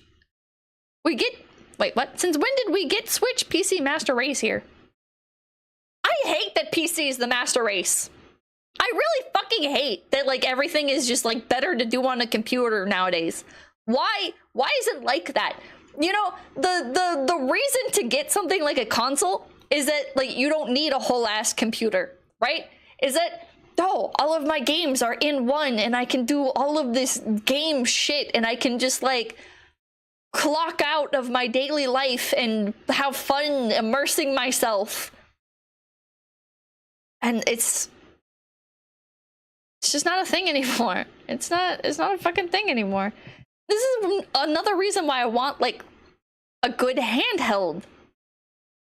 Is because I don't want to look at my phone, right? You can say, like, oh, well, like, have some self-control, you know, like, if you open your phone, you shouldn't immediately, like, check Twitter, and you shouldn't immediately, like, check your work messages, and you shouldn't immediately, like, do all this other stuff. But it's like, when I pull out my phone, right, and I go to play a game on it, I am tempted to, like, go check Twitter real quick. I am tempted to, like, check my work messages. I am tempted to respond real quick to this or that. And it's like, I want to just like play my game without all the distractions. Maybe that does make, like, the phone a technically better handheld because you can do all of that stuff, but I don't want to do all that stuff. I just want to play games and not worry about life for a moment, you know? Brings Leo, thank you. What did I unleash into chat? I don't know, I'm sorry. But that's no self-control. I guess. I don't know. It's all psychology, it does matter. Manatee, thank you. I really hope Nintendo and Microsoft keep making hardware, if only for the sake of competition. Temperan, thank you. PC will always be the master race. Console wars were stupid because they were fighting PC and not making better games / consoles. True. I don't know. It's like, why don't games... I feel like peripherals were, like, the future. You know? I feel like more stuff like Guitar Hero should be a thing by now. I feel like we should have games, like more games that have unique controllers and insane tactile feedback. And why don't we have, like, a new version of the Kinect that full body tracks and lets you play stuff like Just Dance perfectly, or versions of Guitar Hero that encompass, like, more instruments like Rock Band or whatever, or are even, like, able to work. Nowadays, if you want to play Rock Band, you have to play, or not Rock Band, Guitar Hero, you have to play some other game. I forget what it's called. Clone Hero? Is it Clone Hero? And you have to find old Guitar Hero controllers to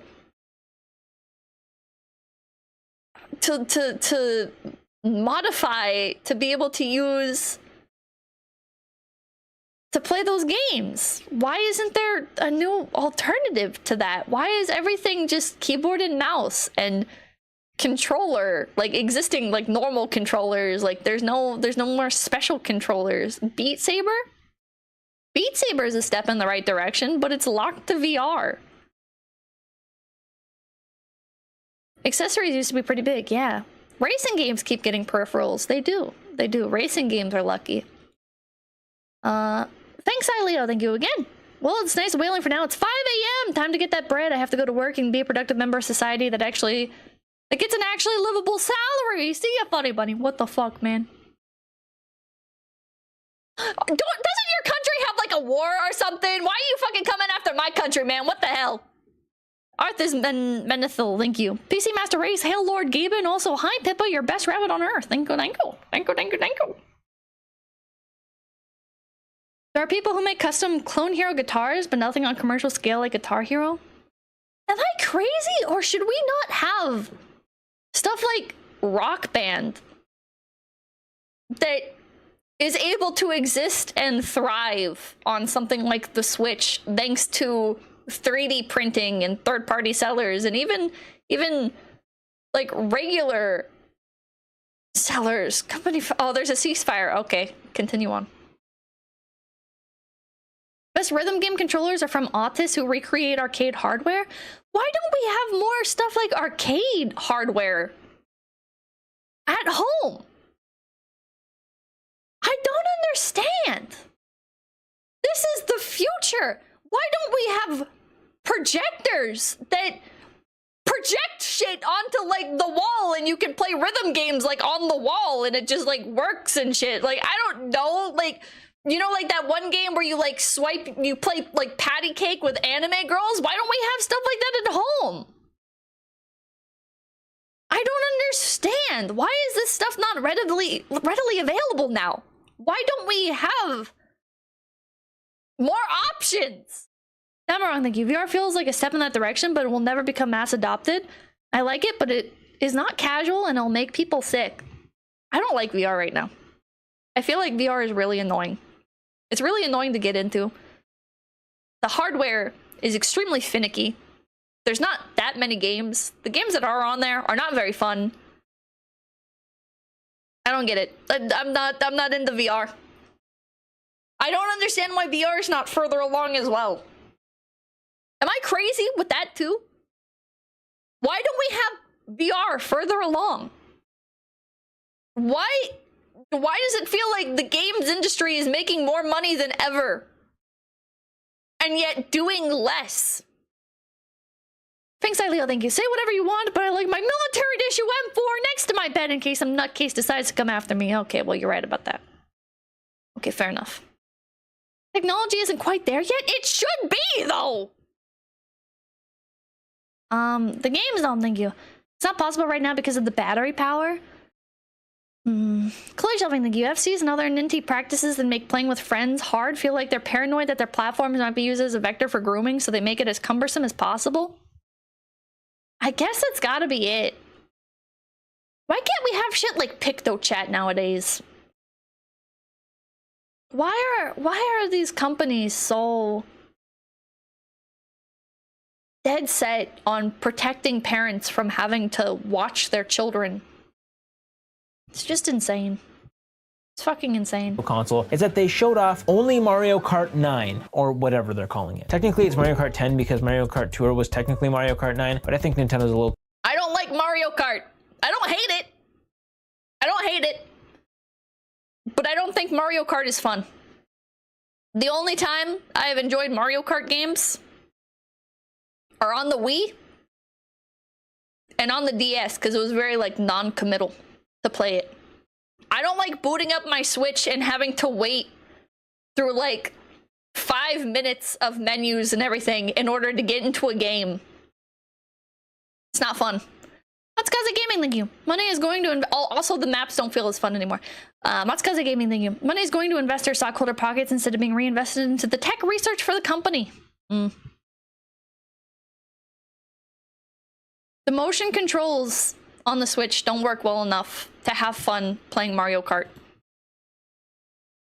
Too shy to admit it. Now, looking at Mario Kart alone, people aren't upset about the name. They're more upset about the graphics, which is fair. Honestly, at first, I wasn't sure if this was Mario Kart 8 or... They look exactly the same. These look exactly the same to me. I cannot tell. Like, I guess the tires? The tires have like indents in them instead of like such a flat texture. Can I turn... Oh, wait, let me turn the graphics up. That didn't help. That didn't help. I'm like obsessed. I'm not obsessed with graphics anyways though, so like this doesn't really bother me. It's just kind of like a... It's a whatever point. Thanks, Ashelia, thank you. But have you tried motion controlled Fortnite though? Gotta build them 90s. I have not. I tried playing Fortnite on the Switch once. I didn't like it. Or not. But after further investigation, I still have a reason to live. It's pretty obvious the game doesn't scream next generation graphics. Sure, when you really look at it, there are some improvements, but the overall art style... This is like how I felt comparing Splatoon 2 and Splatoon 3.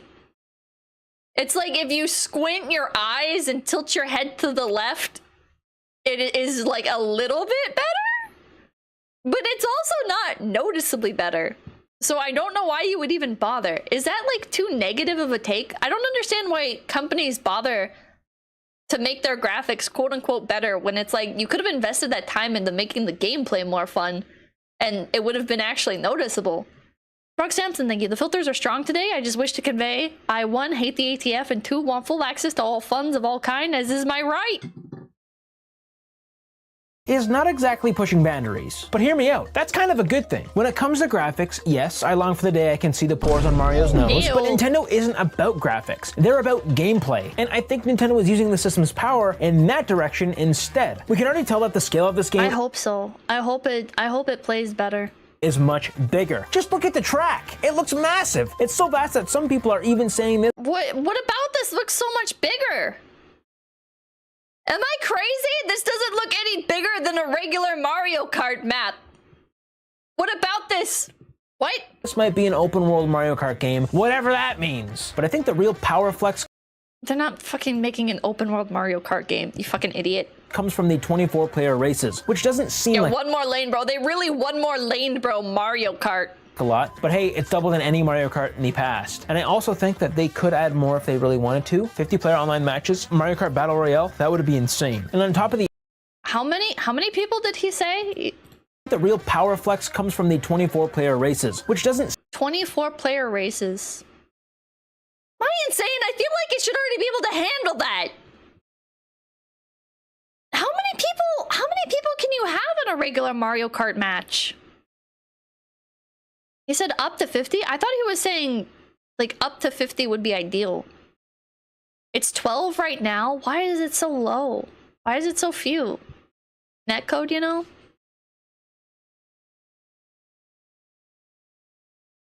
$24 people.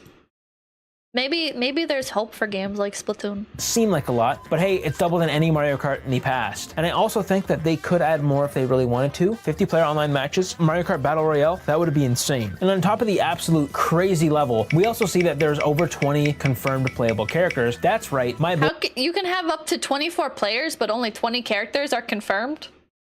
Dr. Binksy, thank you. Diddy Kong Racing was basically open world Mario Kart and it was great.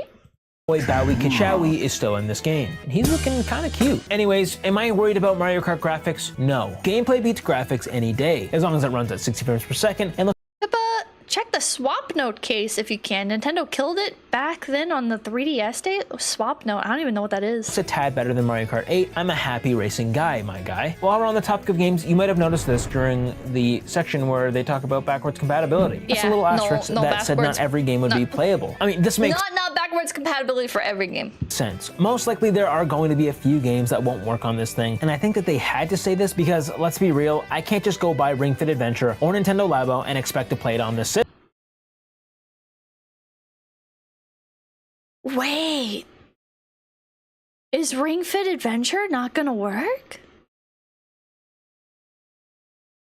Ooh. Ring Fit Adventure not working. Maybe it will. The controllers are bigger? I mean, I assume you'd have to buy a different, like, ring for it, right? Because you'd need one that's up, like, has space for the new controllers. Maybe Ring Fit 2? They'll probably make a sequel? That makes sense. The Joy-Cons are different shapes, so they need different peripherals. I was so disappointed with Ring Fit. I really wanted Ring Fit Adventure to be, like, symbolic of what was to come with the future Switch games. But instead, it's like we got Ring Fit Adventure, which kind of had the feel of, like, a Wii game, and then it's like we never got anything similar to that ever again. What's that? Switch Sports? That game was dog shit. Whenever people are like, oh no, the Wiimotes weren't that good, the Switch Joy-Cons are like just as good. Try playing the Switch sports game and then go back and play Wii Sports. There's kind of no fucking competition unless you are desperately sucking Nintendo's dick. If you are like desperately like so fucking blind that you can like feel like they're both equal quality, I'm happy for you. I'm happy for you. Personally, in order for me to be that level of brain dead, I would have to inhale nothing but helium for an hour straight and then like drink an entire bottle of vodka in order to be like that level of fucked up. But I'm happy for you. You're very easy to please. I'm gonna jingle some keys in front of you and I'm gonna make your fucking day. Fish Biscuit, thank you. For only $500 plus, you can play Mario Kart a bit more zoomed out on a reskin game. Yes! Yes, I want to play Mario Kart slightly zoomed out! Yeah! $500 more to Nintendo! System. The new console doesn't come with the OG Joy-Cons in the box, so this makes sense. And yeah, it's probably tied to very specific Joy-Con use cases, like the IR sensor. We haven't technically seen any sign of that yet on the new Switch. Sensor, so it probably does. Look at this. You don't even need to actually move your fucking controller to play these games. Doesn't exist, or at least we think so. So time will tell what this actually means, but I'd imagine 99% of games will be compatible with God, Joy-Cons fucking suck, chat. The system. And honestly, I think the old Joy-Cons will probably still be usable, just not attachable. Now let's move on to the hardware itself. If you're in the Nintendo community at all, I'm sure you've heard about some of these concerns. And by golly, there's a lot of them. And yes, I'm a Nintendo glazer, but still, even I'm a little scared. Sad. First off, the big gimmick seems to be this mouse feature. And oh my, I'm so excited for this. Obviously, we don't know the full extent. This is gonna be dog shit Of this feature yet, or its exact use case, but it's not gonna fucking work. I'm telling you guys, it's not gonna fucking work. The fucking mouse feature is not gonna fucking work. People are gonna go to use this and they're gonna be like, huh, that's weird. My plastic like mouse pad mats don't work. I guess it's because it's like too shiny or some stupid shit like that. It's gonna be like it's too shiny, or it's going to be like if you do it at even like slight of an incline, it's gonna be like gyro ball sensor based. So it relies on you like actually like moving the cursor or the mouse in order for it to like register the movement. Does that make sense? Like obviously you have to move your mouse for it to like move on the screen as well. But you know how you can like slightly move your mouse or like really slowly move your mouse? I don't think that's gonna be possible. Mice are so easy, there's no way it doesn't work. This is Nintendo! You underestimate how fucking stupid they are and how much they love to try and reinvent the fucking wheel because they're fucking brain damaged. And I swear to God, they must be so swamped in Japanese bureaucracy and copyright law that they're like, nah, we can't make like a normal mouse. We have to use like a gyro ball sensor because, you know, if we don't, then we're gonna have to get into fucking like consultation with the people that invented the mouse back in like 1949 or whatever the fuck it was.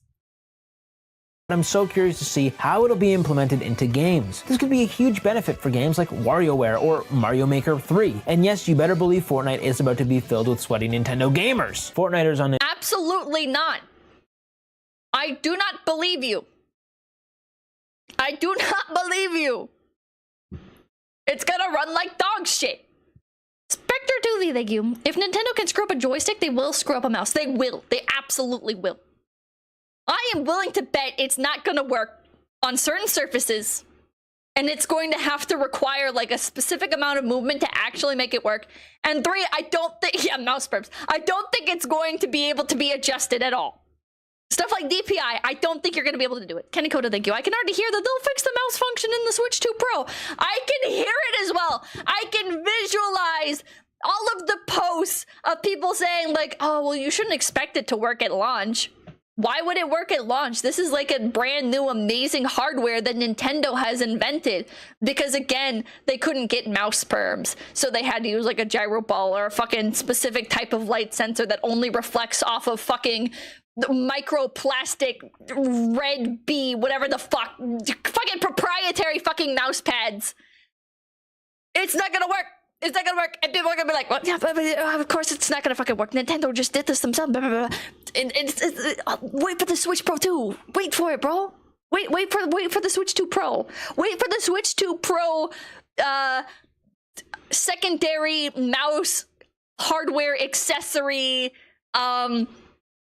that only works on the version of the Switch 2 that released after April. If you have the version that released before April, it's virtually indistinguishable from the one that released after April, but the one from before April doesn't have a specific software patch that allows the mouse to like work as well, so you know. Nintendo Switch rise up. But oh my goodness, here are some concerns that I've heard about this mouse feature. I've heard people say, if I set the controller on its side, will it damage the side of the controller along with whatever surface it's being graded on? Well, obviously Nintendo wouldn't just implement a feature as big as this and not test it out. And also I think they're cautious. They love not testing shit out. What do you mean? Tokalekam, thank you. Switch 2 Pro XL Max cursor attachment for $299, unironically. You know who's testing these games? You know who's testing these products? It's the family. It's the families of Nintendo employees. They've already admitted that. It's not shocking, right? But the problem is that Nintendo is so massive now, and the birth rates have so fully declined in Japan, that you just know it's a bunch of like 60-plus-year-old dudes who are like, oh, I can't say anything bad about the new Nintendo product because otherwise I might get my friend in trouble, my cousin, my husband, my wife, my whatever in trouble. I cannot like actually give real feedback to this. I'm gonna say that it works great. You like, it's dog shit, bro. It's dog shit. Just enough that it wouldn't break the Joy-Con itself. That would be a fatal mistake. I actually noticed that there seem to be these little pads on the inside of the Joy-Con that should make the grinding a little easier on these girthy new controllers. Nintendo also made it a point to mention that they attach to the new straps before gliding, so maybe these straps have some benefit to the overall smoothness. I also have to wonder how I don't know, man.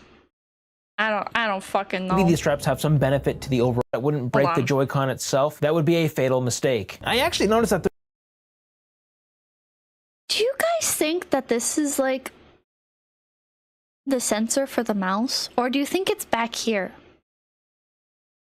Actually, I'm really curious now. Hold on, let me look at the other video. It's hard to see. I wonder if this is gonna be like a light sensor. Wait, hold on.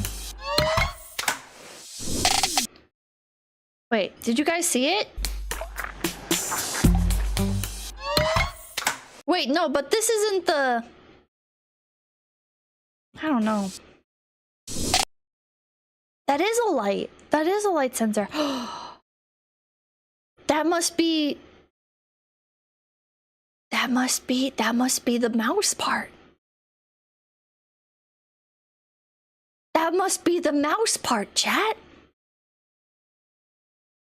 It is going to be a laser mouse, yeah.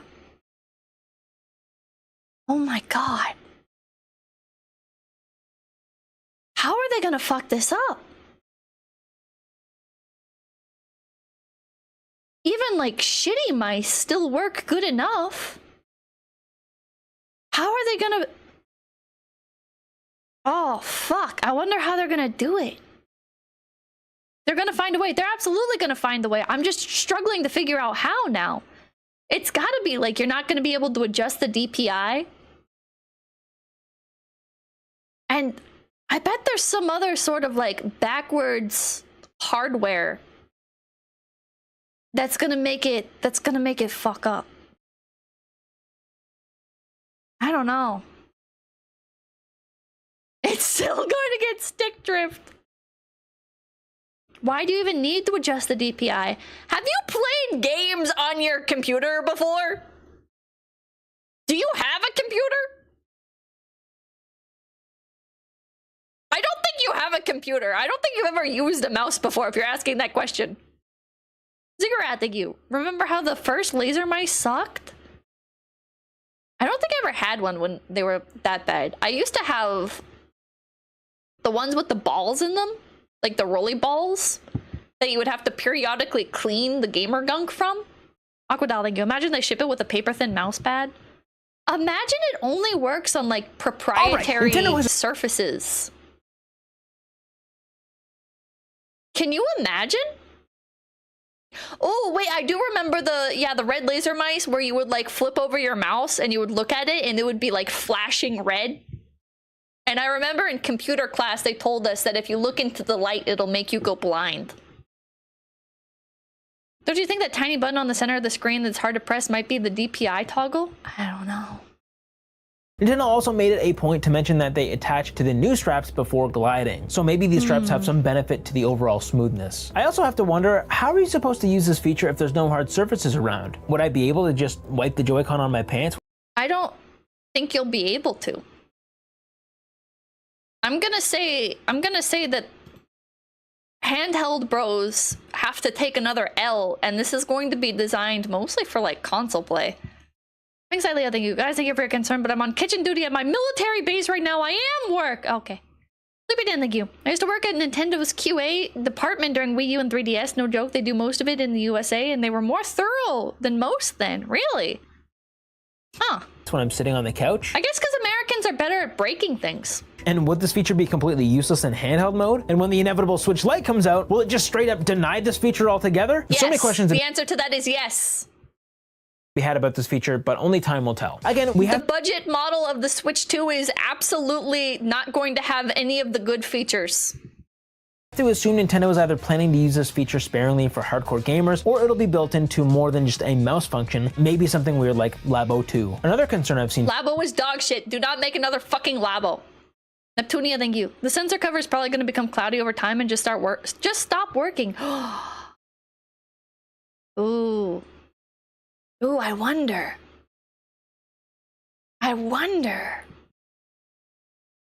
What if like the light sensor cover is such like cheap, bad plastic that like by default it just doesn't register movements? Floating around is the attachment securing the Joy-Con to the system will be easily breakable. Who is coming up with this stuff? Obviously this isn't— I don't think that one really makes sense to me, because like it slots in. It's like if you have like a charging dock, like you should know, like charging docks don't like break like that, you know? You just like, I can't show you guys, but like you can hear this, right? Of like, this is my Vive Ultimate Tracker dock, and you just slot stuff into it and it just works, you know? It's not gonna break or anything. I don't even know how you'd break it till a kid bends the Joy-Con, but the Joy-Con slot into it. So I don't know how it's gonna, like, you can't just bend the Joy-Con to make it break, because the Joy-Con's already slotted into the into this cover. Going to snap off. This would be such a horrible design. I don't even understand the concerns about this at all. Look at that. Look at how it like slots in. It has like an extra thing. Oh, it's so nitpicky that I don't even have any— it just works. Thoughts other than bruh. Speaking of Joy-Con, it does kind of take away some of the life from the Switch, in my opinion. Again, I don't think most people really care about this, but there is some charm to the Switch of like being able to like slide it in and out. Even though mine's broken and the fucking Joy-Con slide out way too easily, it is like a unique aspect of the Switch that makes it memorable. But thanks, Ilea, thank you. What if the mouse activates while the console is in handheld, assuming the Joy-Cons are the mice, of course? That could happen. One thing I did notice is that we only have one color. Will we see another color at— The locks on yours are loose, right? Imagine that, but with stick breaking whenever it clicks. I don't think that's possible with how this is designed. The Switch 1 had the gray— Well, King Sphinx, thank you. Very true, Merryweather. I want to smell What? Joy-Con and the red and blue Joy-Con. The Wii U had the white and the— Oh wait, there was an example of the Switch's touchscreen. At launch, the Switch 1 had the gray Joy-Con and the red and blue Joy-Con. Look at that. It doesn't work this well. This is fake advertising. This is false news. The Wii U color at launch, the Switch 1 had the gray Joy-Con and the red and blue Joy-Con. That's not how that works. it doesn't work that well. You had the white and the black one. Now, of course, the white one only had 8 gigabytes of storage, which is horrific, and the black one had 32 gigabytes of storage, that amazing Nintendo Land game, so maybe they could do some. Oh, I've played this Animal Crossing game, board game thing, I think. Wait, Sweet Dio. Wait, I don't know this one. The Animal Crossing board game thing that came out after New Leaf, but before New Horizons. Thing in this case. Maybe they'll launch the black one like we've seen, and a white one. Personally, I think mock-ups we've seen of the white one look very sleek, and you better believe that's the one I'd be going for, but the black one's cool too. And no doubt in the future there will be collector's editions. Become a member so I can afford it. I think it looks lame. I don't think it looks very good. Amiibo Fest, yeah, Amiibo Fest. That's what I played. I think this is a visual downgrade, not by like a lot, but it is still a visual downgrade in my opinion. I don't know. It's not terrible. The first one didn't look good either. Function over aesthetics? Yeah. Does it have any games? Well, apparently it has Mario Party or Mario Kart 9. I believe that's the one I'd be going for, but the black one's cool too. And 𝐿𝐴𝐵𝐵𝐺, thank you. Mice use light up tiny surface fluctuations, then processed by tiny camera. Not complicated, definitely has room for error there. My sensors are recessed for a reason. No doubt in the future there will be collector's edition. Who the fuck buys collector's editions? Am I crazy? Am I crazy, chat? I don't understand the appeal of this. I guess, like, a lot of people? Like, why? I have the Animal Cross version of the Switch, but only because my regular Switch died.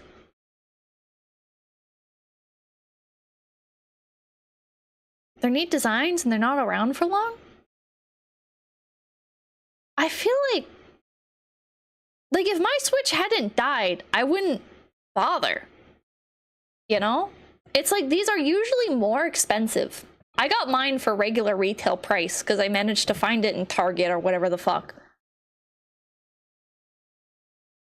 It's like if it's like an option, it's like fine. But like I wouldn't pay more money for it. No, wait, Pippa's this autistic? Why, dude? It isn't more expensive. They usually are more expensive because they usually like come with a game and stuff. But it's like if you're buying, see, here's my big gripe with it. If you're buying the special edition of the game or of the console, you probably have already played the game, which means you already own the game, which means when you spend more money to get the console and the game, you're spending more money on something that you already have the game of. Onyx Decay, thank you. I don't know. I remember with like the DS, right? I had the Pokemon X and Y version of the 3DS XL. And I got that. I don't remember why I got that. I don't remember. Never mind. Excessive boot. Thank you. I have the Majora's Mask new 3DS. But I think that came out at the same time as the new 3DS in general did. Yeah. It's like, if you already have, oh god, the old Switch design is so cute. Sorry, I'm just looking at the little face. It looks like the little dog. I miss the little dog character that people used to draw of the Switch. It's so cute. I love its derpy little face. See, the Switch 2 doesn't have that kind of cuteness. Yeah, the dog. Question mark. Wait, you guys don't know the dog? You guys don't know the dog? Hold on, Switch dog. People were getting like shut down for drawing this. Why are all of the fucking Google results thirst traps? Jesus Christ. Hold on.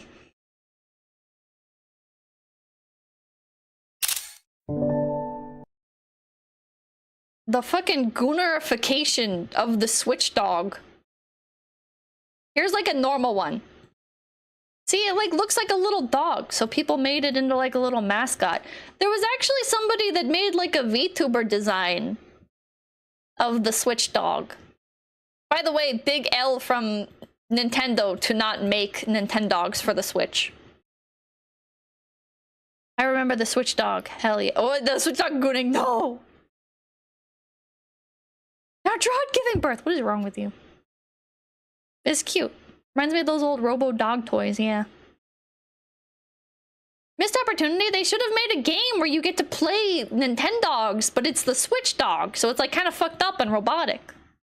Would have been cute. Become a member so I can afford it. And, thank you. Let's go Robo Furries. Do come out. Now, another thing I've seen people complaining about. Maybe I'll wait. Maybe when the Switch 2 comes out. I was tempted to buy one so I could immediately complain about it. But maybe I'll wait for like a special edition to come out. And then I'll complain about how I spent $50 extra on a version of the Switch 2 that also sucks. Is the bezel. You know, the... Wait, you know what was funny about the Animal Crossing version of the Switch that I didn't know about until later? So there's like the original model of the Switch, and then there's like a slight upgrade. I don't remember what the name of the differences are, but it's like basically there's like version 1 of the Switch, and then there's like another version of the Switch that runs slightly better.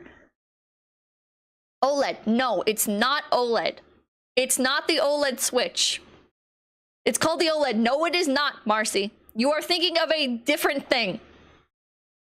OLED came out after they updated the Switch. Switch console versions. There's the original console. Oh, fuck. How am I even gonna find like an example? Switch console timeline? This is like so hard to find information on. But there are 2 different versions of the base model of the Switch. And it's something like V2. Oh, revision. Switch console revision 2? There's, oh fuck, now it's all just stuff about the Switch 2. God damn it. The V2. Switch console V2.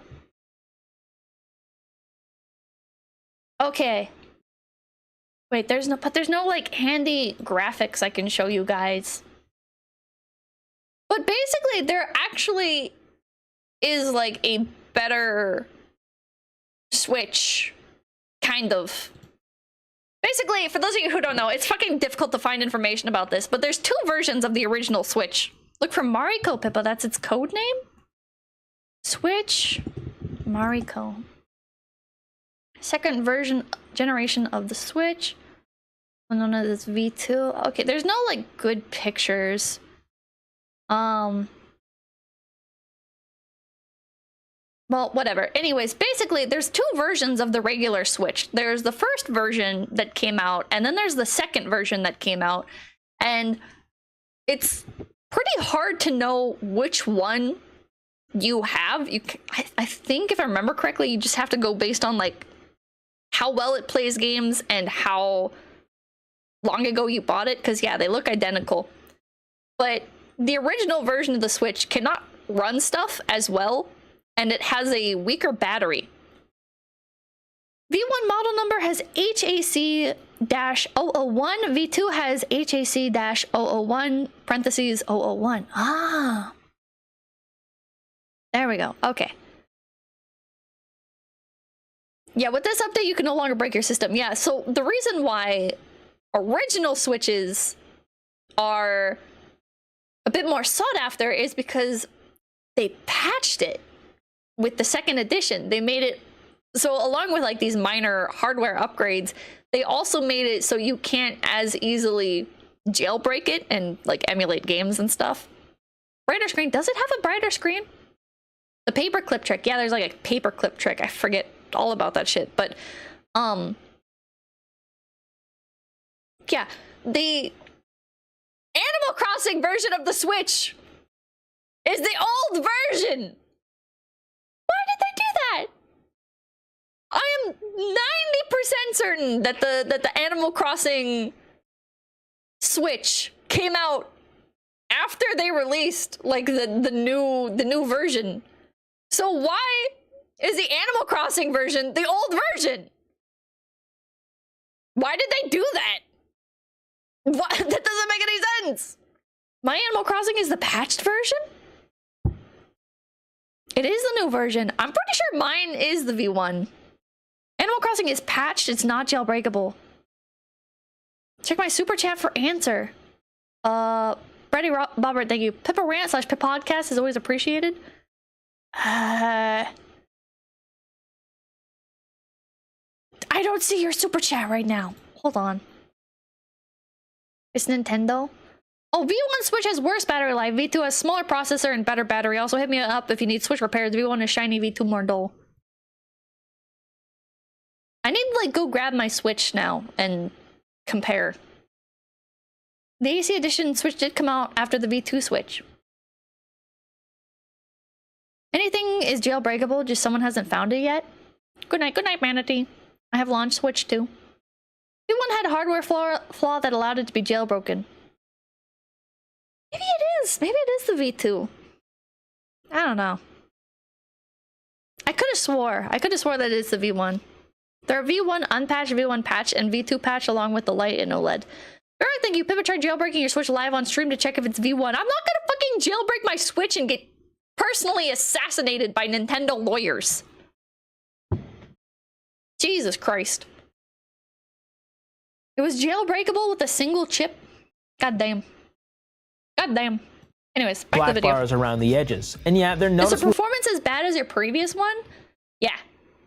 I know because... So... Some people could play Pokemon Unite. I know, Pokemon again. Some people could play Pokemon Unite on their Switch. And I was like, yay! And I played it on my old Switch, and after the first patch of the game, it broke on the V1 Switch. And then my Switch, my V1 Switch died. And so I got the Animal Crossing version of the Switch. And I tried playing Unite again, and it still wouldn't work. But people that had gotten the new Switch, like the V2 Switch, were able to play it fine. So maybe I just got unlucky. I do have a terrible luck streak with Nintendo consoles in that I have gotten a 3DS that cannot connect to the internet no matter what. So, I don't know. You are quite unlucky. I am quite unlucky. I had a 3DS that literally could not connect to the internet at all. No matter what I did, no matter where I tried to connect from, no matter what the connection type was, like I would be able to connect on my DSi, but I could not I could not connect on my 3DS. Bigger than even the Switch OLED, which is definitely a valid complaint. It is a little weird that they're adding a little more bezel, but hear me out, there could be a few reasons for this. First of all, it could just be an LED because of technical reasons. And you didn't try returning it? It was the the Pokemon X and Y version. There wasn't... If I returned it, I wasn't getting another of what I had. I would have had to have downgraded to a not Pokemon themed one. And it's like, at that point, I could have just sold it on eBay because they were like $200 more on eBay if I wanted to like flip it. But the red one or the blue one? Fun fact, I pre-ordered the red one and I went to GameStop and they sold my red one to somebody else. And so I was like, I'm here to pick up my Pokemon X and Y 3DS XL. And they were like, oh, we sold out of those. And I was like, no, I pre-ordered it. And they were like, yeah, we sold out of those. And I'm like, no, what do you mean you sold out of them? I pre-ordered it, you fucking asshole. What do you can't sell out of a fucking pre-order. I already paid for this. What do you mean? And then they like, well, I didn't pay for it. My parents paid for it. I did have to trade in my old 3DS. And then my parents covered the rest. But I was like, I already paid for this. Like, what do you mean? I already traded in my 3DS to get this. I am without a 3DS. Like, bro. And they're like, oh, and then they like turn and there's like one sitting on the counter and they're like, okay, well, guess John isn't getting his or whatever, and they like pull off the sticky note that's on it, and they're like, all right, here you go. And I'm like, it's not the red one. It's not the red one. But oh my god, okay, whatever, I guess. So that's how I ended up with the blue Pokemon X and Y 3DS XL, even though I wanted the red one because I've never really cared for the color blue. But whatever. Red is like the cool color. Red is the color of my DSi Nerf gun case. But whatever. Space Pie, thank you. Oh god, I always wanted a red Wii. I saw a red Wii for sale recently and I was like, I did not get it. Man, retro stuff used to be so cheap. I remember there was like a brief period of time before retro stuff got expensive. And I was like, I was like early on that, I was like starting to buy up like, oh, like let me pick up like the orange DSi, like the special rare orange DSi that came with, I think like Mario Maker or whatever the fuck. I don't remember. And like, I forget what other things I picked up. I think I picked up like a, what did I pick up? I don't remember. I remember I started collecting like some of the old DSs because DS is like my favorite, but now you can't do that. Now you can't do that. You can't just on a whim pick up like old retro hardware because everything is crazy fucking expensive. But I did get the pink DS Lite recently, a couple months ago. For not too bad. I can't remember how much I spent on it, but it wasn't too bad. It wasn't like, it was in good condition. It had like the GBA cartridge like slot thing, and it had the original stylus, so I was like, oh yeah. The matte coral pink or metallic rose, I think. I don't remember the difference, but under 100 would be ideal. It was not under 100. I think it was like $110 maybe. But it came with like the cord and the stylus and the cartridge lock thing. DS Lite is great until the hinge breaks. Everything on mine's in pretty good condition. And now I carry it around with me, and when I go around, I try to pick up new games for it. Most recently, I found like Dogs with a Z, which I already have, I think, but I don't know where it went. It was like $5. I picked up, oh god, I can't remember what else. There's like Hidden Mysteries games or whatever, which I think are like escape room games. I don't know, but they were like $9 each, and I was like, hell yeah! Yeah! Affordable retro games! $9 for a game, yes! Because normally retro games, you go to buy them and it's like, oh, I also got a game I'd never seen before, Mario Hoops 3-in-1 or Mario Hoops 3, whatever the fuck it was called. I don't know, I'd never seen it before, so I picked that up. I think that one was like $15 though. I don't know, whatever.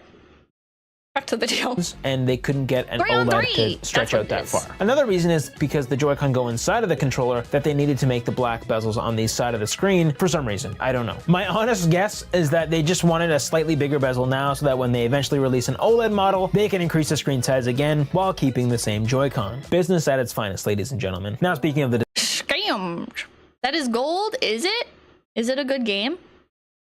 Okay, for sure they weren't Pokemon games if they were $9. No. Pokemon games are horrendously overpriced, and I want to pick up, I don't know where my copy of Heart Gold and Soul Silver went, so I've been tempted to like pick up a new one just to like be able to play it casually, but they're kind of expensive. I think I might buy a bootleg. I'll let you guys know how it goes. Never mind, thank you. I found Isabelle Animal Crossing new 3DS recently. Oh, nice. I did get a Pikachu new 2DS XL a while back. They're really cute. Hell yeah. Display. Another thing I've seen people complain about is the fact that it's an LED and not an OLED. It is a noticeable downgrade to get just an LED, but to be fair, LEDs these days have improved a lot compared to the 8 years ago on the Switch 1. I mean, have you seen the PlayStation Portal? That thing's an LED display and it's amazing. So I'm not too concerned about that. Once again, Nintendo will probably sell us an OLED model down the line. But now let's move on to the Kickstarter. True. Eric, thank you. The 3DS is a dream console I never had 2 years ago or so. I had to hold myself from robbing a child that had one. It would have been very easy to do. I think 3DSs, aren't they a bit cheaper than like the other models of DS? You can probably find one, bro. You can probably find one for not too bad. I think. I don't know. No? Are they more expensive? They're pretty cheap. Playing 3DS is cheap in comparison. The 3DS never really worked for me. I hated the 3DS effect. I never played with the 3D effect on. Stand. This thing is a lot less beefy than the full-on kickstand from the Switch 1 OLED. They've now decided to go with a hollow design, and the complaint with the fact that it's hollow is that it's easily breakable and, you know, less sturdy. But they probably went with this hollow design to make more room for the important things inside the console, like a beefier battery and a bigger CPU. Maybe it's a fair trade-off, or maybe it's just Nintendo being Nintendo. But let's bring up the classic issue. Probably Nintendo being Nintendo. From the original Switch, we all know the first Switch had a massive Joy-Con drift problem. Do I think this will be resolved? Yes. What? Are you dumb? We all know the first Switch had a massive Joy-Con drift problem. Do I think this will be resolved? Yes. No. No, it won't. It's absolutely not gonna be fucking fixed. Are you brain dead, bro? Are you brain damaged? No, they're not gonna fix it. How are they gonna sell you more $40 Joy-Cons? Which, by the way, recently I found out you can buy individual Joy-Cons on the Nintendo website. I had never seen individual Joy-Cons in person, and I have been to the official Nintendo store in New York. I've been to the Nintendo store in Japan. I've been to different, like, tech stores in Japan. I've been to Walmart and Best Buy and GameStop. Like, I have never, ever seen an individual Joy-Con in my entire fucking life. But if you go to the Nintendo website, the official Nintendo store website, you can pay $40 for one Joy-Con. Wasn't there a lawsuit for this? Was there? Was there really? Target has them? I've been to Target. I've also never seen an individual Joy-Con at Target. I know, because this is something that I specifically look out for, is new Joy-Cons, because I'm always expecting mine to break. By some miracle, my Joy-Cons have not broken yet. My original ones did. I did have to replace my old Joy-Cons, but my Animal Crossing themed Joy-Cons have not broken yet. $40 for one Joy-Con is insane. $40 for one Joy-Con is fucking insane. You can repair the joystick module for $15. I'm not opening up my fucking joystick. I'm not fucking opening up my Joy-Con. You're a Joy-Con prepper. I am, because I know mine's gonna break. I like never play. I played my Switch for the first time in like a year yesterday because I finally got curious about Hello Kitty Island Adventure. I've been seeing Hello Kitty Island Adventure all over my fucking timeline, and I was like, huh. I guess I'll pick that up. I guess I'll pick that up. And it seems like a good experience on the Switch. Get it on Steam. I could have gotten on Steam, but it seems like the kind of game that's better with like a controller. I don't know. I just felt compelled to buy it on the Switch. Maybe it's because Animal Crossing. I don't know. And it's okay. I'm not that far into it. I'm not addicted to it. I don't feel that instant connection with Hello Kitty Island Adventure, probably because my favorite character isn't in it. My favorite Sanrio character being 𝐒𝐴𝐴𝐵𝗶𝗽𝗶. He's not in it, unfortunately. So, I kind of lost a little bit of my drive. American Need, thank you. They call me Joy-Con, the way my happiness was made illegal. Get it? Like Joy-Convict? Yeah. Hello Kitty works on the Steam Deck, supposedly. I'm sure it does.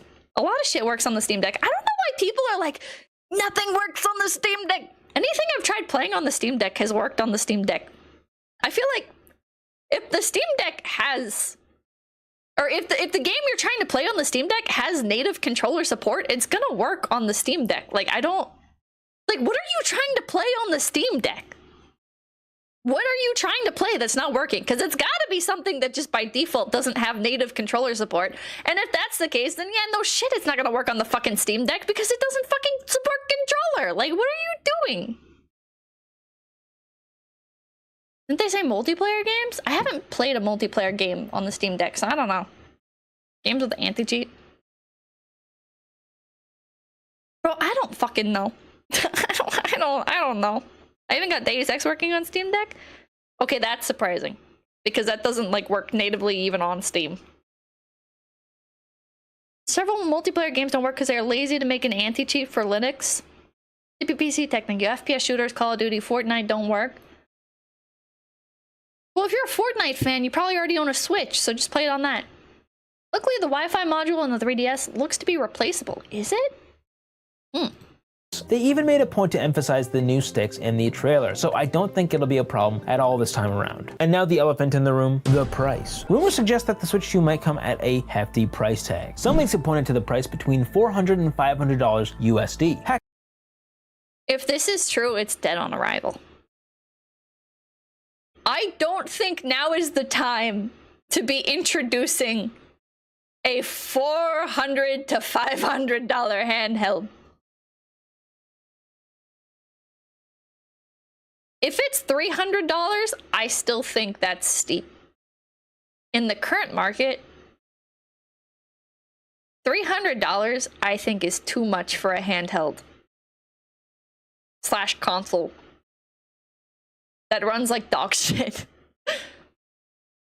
I think it's too much. I don't understand what could be such an upgrade that you would buy another one. Why would you do it? Julian, thank you. Valorant won't work on a Steam Deck because Riot insists that kernel level access for an anti-cheat is not malware and required. That's because Riot fucking sucks. That's because Riot is fucking dog shit. Riot is an evil company like EA and Ubisoft and Nintendo. Nintendo is less evil, I will say. Barely. Barely less evil. But I think the problems with Nintendo stem from insane Japanese bureaucracy and old-fashioned views versus EA, Ubisoft, Microsoft. Like, those motherfuckers are just like, money, money, money, money, money, money, money, money, money, money. Which of our employees can we enact a blood pact with so that way they can never have children? They have to fucking solely work on our products, and if they even take a second to use the restroom, we need to fire them because that's inefficient. There was even a Mexican retailer that listed the price around $625 USD for the 256 gigabyte version. Bro, there ain't no fucking way. Super Hazel, thank you. Nintendo stopped being less evil when they threw lawsuits at everything and everyone, regardless of private individual corporation, evil bastards. That's just Japanese copyright law, though. I don't think that's like... And you can, like... I'm not trying to defend Nintendo here, okay? Because, like, Sega is not as evil as Nintendo. But I think Nintendo is just a much more, like, old-fashioned, traditional Japanese company. And that's, like, why they do what they do. Like, I don't think it's, like...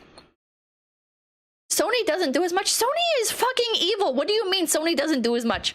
Sony is deranged. Sony is like, the Americans want to play Japanese games. Unfortunately, we are very self-hating Japanese people, and we are going to censor all Japanese games and try to pretend that Japanese games do not exist and delete them from existence. By the way, do you like Japanese IPs? No, you don't, because they don't exist anymore. Kill yourselves. We're an American company now. Like, what? Don't compare Nintendo to Sony. Sony is deranged. Sony is so deranged. You're IRL, thank you. I'm from Mexico. Couple just like to overcharge and scam its consumers all the time. Not surprised with that price.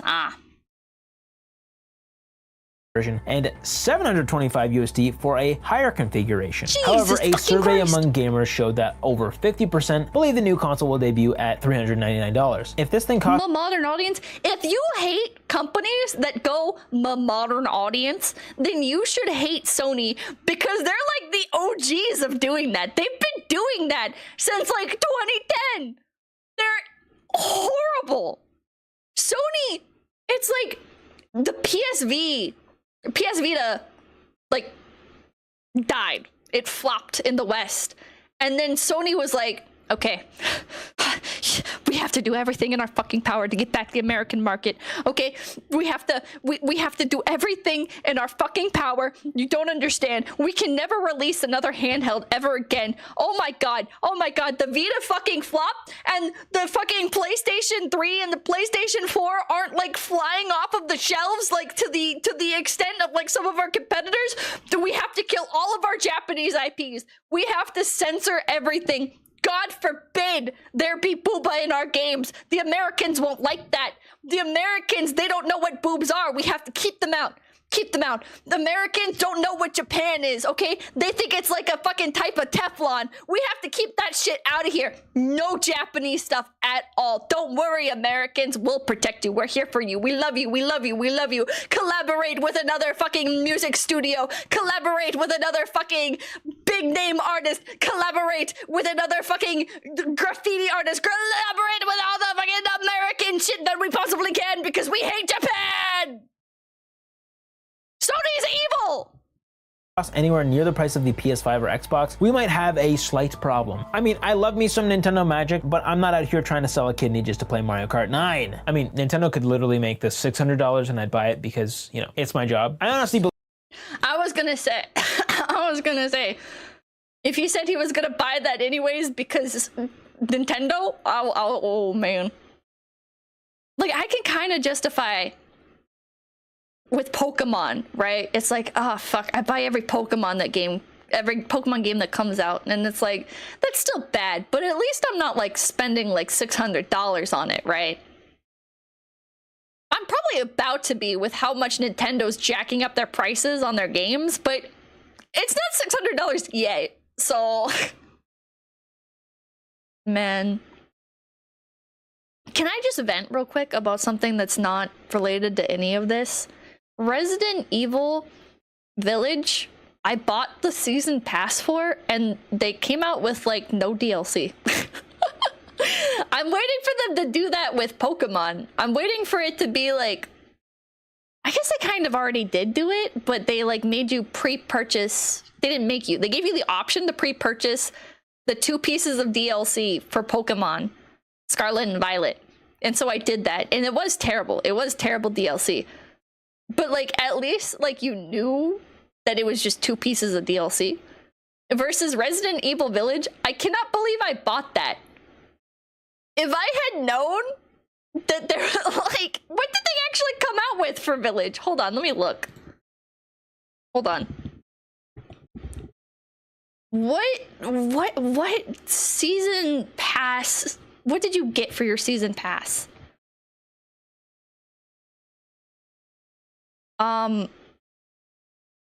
There's like a, oh wait, Winter's expansion. There's like some outfits and some accessories. Wait, is that it?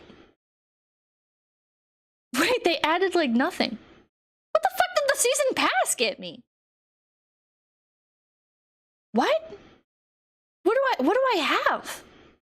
Is it literally all just customization stuff? And then like that, I don't even see like the Shadow of Rose. Yeah, there was like the Shadow of Rose, right? That like was just a really short extra DLC thing, but I don't even see it. I don't even see it on the Steam homepage. Where do you see what came out? I don't even see the season pass on here anymore. I see a season pass for Biohazard. Did they remove it? What? What? They might have unlisted it. Dude, they pulled it? Oh my fucking god. Are you serious? It's called Gold Edition now. I was wondering because it says I have Gold Edition and I was like, huh, is that like... Is that the version that included the season pass? Bro, they released like nothing for this fucking game.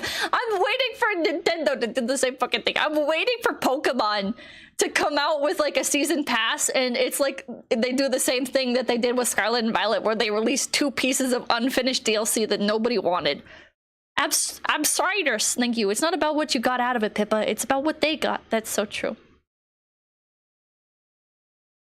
Wait, what? Pippa finding that the Shadow of Rose is separate from the season pass? Wait, is it?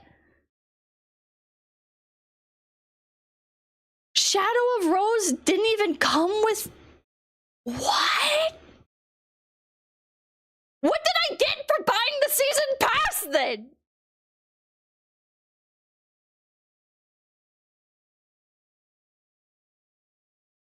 What? What?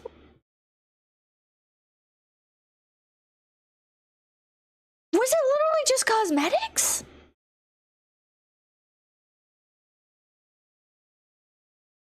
I'm going insane. Wait, do I not even have Gold Edition? It says buy Gold Edition. Wait, what? Do I not? Wait. I know I bought the season pass. Did they just delete it? And they didn't give the... What? You're gonna get a fucking Capcom rip, bro. Maybe they refunded it? I don't... What the fuck? What the... I have to have like some sort of like compensation in here or something. Like, I have to, right? There's no way. And for the Paladin thing, Capcom was going through some bad stuff at the time. What the fuck? Capcom is the king company of suck. Capcom is the king of incompetency. Cobalt King Sphinx, thank you. Have you been scammed by every gaming company by now? Maybe. Maybe. You will own nothing and like it. I feel like I barely play video games compared to most people. And yet... I still managed to get into all the dog shit. What the fuck? Konami is the king company of suck? Oh. Has Valve scammed you? I don't know. I don't know, maybe. I can't think of any. I can't think of anything. Fun fact. Fun fact about how I got my Steam account. My Steam account is actually a lot older than like a lot of people's. It's not like super old, right? It's not like an OG account, but my Steam account is pretty old. Like, I feel like I rarely run into people with like an older account than mine. And that's because I bought Portal 2 in stores. And it came with like a key. Like, it had the disc and the key, and I had to... I remember thinking this was like the worst thing and the most annoying thing ever at the time. But I had to insert the CD into my laptop and then connect my Steam account or something like that. It like gave me a key. Got the orange box? I don't remember. It was like a... It was just a copy of Portal 2, and I was like, what the fuck do you mean I have to make a goddamn Steam account to play this? What the fuck is Steam? And so I made a Steam account, and I didn't use it for like a long time. I didn't use my Steam account for a long time. That's the thing, just FYI, EA pulled out the Spore sequel like 2 weeks after launch because it didn't sell and didn't give any refunds. The Spore? Wait. Spore sequel. What about the Spore re-release? Didn't they just do a Spore re-release? All these children with accounts less than 20 years old. Okay, I don't think my count is 20 years old. I don't even know how old it is. Wait. I don't... There used to be like a little thing that would say in like the top right how old your Steam account was, and I just realized they don't have that anymore. It used to be when you went to somebody's Steam profile where it says level and it has the badges and stuff now. It used to have like a how old your account is. You have to add it? I have to add it back or something? What? I don't know how you do that. I'm not gonna figure it out right now, but it's a badge. Oh. Years of live service. Oh, 13. My Steam account is 13 years old. So it's not like the oldest or anything, and it's not like incredibly old. But it is still older than I feel like most people's. 14 here, 15. Hell yeah. 17? My account just hit puberty. 17. Those of you with 17-year-old... Wait, 23. There's no way your account is 23 years old. Is it really? 21? How? Oh, thank you. Remember EA killed their MOBA Dawngate in open beta because it wasn't making enough money in open beta? That's deranged. That's so deranged.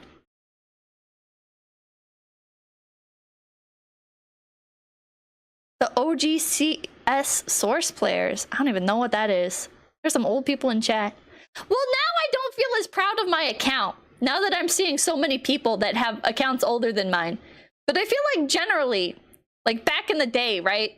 I used to like, I'd be looking at like people's Steam accounts because they'd leave reviews on games and I'd be like, oh, they have similar tastes. Like, let's see what else they like. And everybody else's account would be younger than mine. Mine is 19 years old. Holy shit. Holy shit. Spacebar, thank you. My account is 20 and has a first year icon. Holy shit. Okay, if your account is 20 and has the first year icon, then everybody else is lying when they say theirs is like 23. Your chat is just filled with 35-plus-year-olds. Yeah, I think I just have an abnormally older audience, I guess. Chat, you're old. I've got 14 years of service. Mine's 20. You're old, thank you. Steam came out in 2003, so oldest this year is 22. I would have guessed that my account is older than most people in chat, but we have some old ass people watching. Yeah, I have so many older people. 42. Your account is not 42 years old. That reflects the streamer. What the hell? Pippa, I'm 41. Oh, okay. I was like, you're fuck you, man. Man, you're old. Helios, thank you. 2,000 years. I have Jesus on my friends list. Man. I'm 29, 36, 38, 33. Why are all of you guys in your 30s and 40s? Holy shit. Is it because I complain about video games? Is it because I'm complaining about the state of modern gaming? I've attracted so many older people who are like, yeah, the DS was the last good handheld. Everything after the PS2 did suck. Kendra Kendrellian, thank you for the raid. Thank you. Thank you. How old are you, Pippa? 44? I'm not as old as a lot of people think I am. I just got secondhand everything growing up. So I was always like a generation or two behind like where I should have been. Because all my games, it's like, oh, I get like a hand-me-down PlayStation 2. I go to the game store. PS2 is all in like the bargain bin and everything. Hell yeah. Or the GameCube. Everything. I think I got the GameCube a bit newer, maybe. I don't know if I got that one secondhand. But the PlayStation 1, the PlayStation 2, the DS, the Game Boy Color, the Game Boy Advance, all of these things, I got them secondhand from my aunt, who, how do I say this? Is like the stereotypical spoiled piece of shit kid that would like get a new console or whatever because it was like the new trendy thing, and then it would like sit in her closet for a few years, and then my family would like just give it to me because she wasn't playing it anymore, and I was like the only kid in my age group that was interested in video games in my family, because video games weren't like popular yet. I didn't realize Chad was this old. Is your aunt single? I don't think she is. Also, she's a shitty person. I know that feeling. It was nice. Their loss, your gain. Yeah. Definitely my gain. I remember just like how great it felt getting, which I don't think I'll ever like relive this, but that just amazing feeling of getting a console and some games secondhand, and like you have like 4 or 5 new discs or whatever that you can just like sit there and you can try them all and you can find out which one is like the best of the lineup, and then you play the shit out of that one, and then you're like, okay, well, I'm kind of bored of Tomb Raider. What else have I got? Spyro? Okay, it's not as fun as Tomb Raider, but then you play like the shit out of Spyro and you're like, yeah, and you just keep doing that, and then eventually you come to love all of the games except for like maybe one of them, and then you're like, yeah, man, this is great, and then you, as you go, you manage to pick up like a new disc here and a new disc there from the clearance bins and from yard sales and shit, and it's like you'd get stuff more casually, you know, more free from, how do I say this? It's like, I feel like nowadays it's like, the reason why I play like a specific game is because either it was on sale at the top of the list or enough people recommended it, right? I feel like I don't like stumble upon random games and fall in love with them anymore. You know? Probably because most games suck now, but but it's like, I don't know. The Pizza Hut demo discs for PS1, I don't think I ever had those, but I do remember getting demo discs for games from cereal boxes. I don't remember which. I think one was like a My Little Pony CD, and that was garbage. But a lot of, not a lot, but some cereal boxes actually came with free discs for game demos. And then there were magazines that would come with free discs. And I can't remember where else I got them from. You could like mail in requests for demos and stuff. I had a bunch of demos from garage sales. I swear I had a McDonald's demo disc once. That sounds familiar. I remember playing the GameCube at McDonald's. They used to have full gaming setups at select McDonald's. And you could like go up to the machine and you could just like try out, like, I remember Luigi's Mansion, and there was like a Sonic game. I think Walmart still kind of does this, where there's like game demo setups, but also not as much anymore. 𝐒𝐿-𝐤𝐿, this shit you're saying now is why your viewers are 30 plus, by the way! Back when they also did McDonald's Monopoly. Don't they still do that? The neck breakers where you had to look up. I don't remember it being that bad. I don't remember it being that bad. Best Buy might still do it. I think Best Buy does do some game demos. Best Buy is desperately trying to stay in the games market, but the problem with Best Buy is like, I don't know, I struggle to go to Best Buy and GameStop nowadays. Whenever I need to go to Best Buy, it's like, oh shit, I need like a very specific cord that they're not gonna have at Walmart or CVS or whatever, so I gotta go all the fucking way to Best Buy.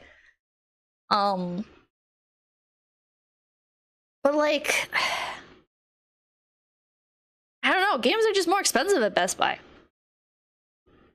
They're more expensive at GameStop too, which is weird because it's like you're paying a convenience fee, I guess, to buy these games in person, but it's more inconvenient to buy them in person versus just buying them digitally. Have you ever heard of the McDonald's Monopoly scam? I have not. They just keep selling more and more appliances. Isn't Best Buy trying to get rid of physical media? Well, they got rid of like all of their DVDs, which is very unfortunate because I remember it being really fun to like go through their physical section and look for like anime box sets because they were one of the few places that carried anime. Buy physical from Amazon? Yeah, physical stuff from Amazon's a lot cheaper too. But physical before digital? I mean, ideally, but how do I explain this? Switch games don't feel good physically, and also it feels like I have to download the entire game onto my Switch anyways, so it kind of feels like there's no point. Big Bad Beer, thank you. Best Buy was the best for games when they had those new game discount deals, all new games 20% off if you remember. I don't even remember that. I do remember going in and they'd have boxes of games that were like $20 though.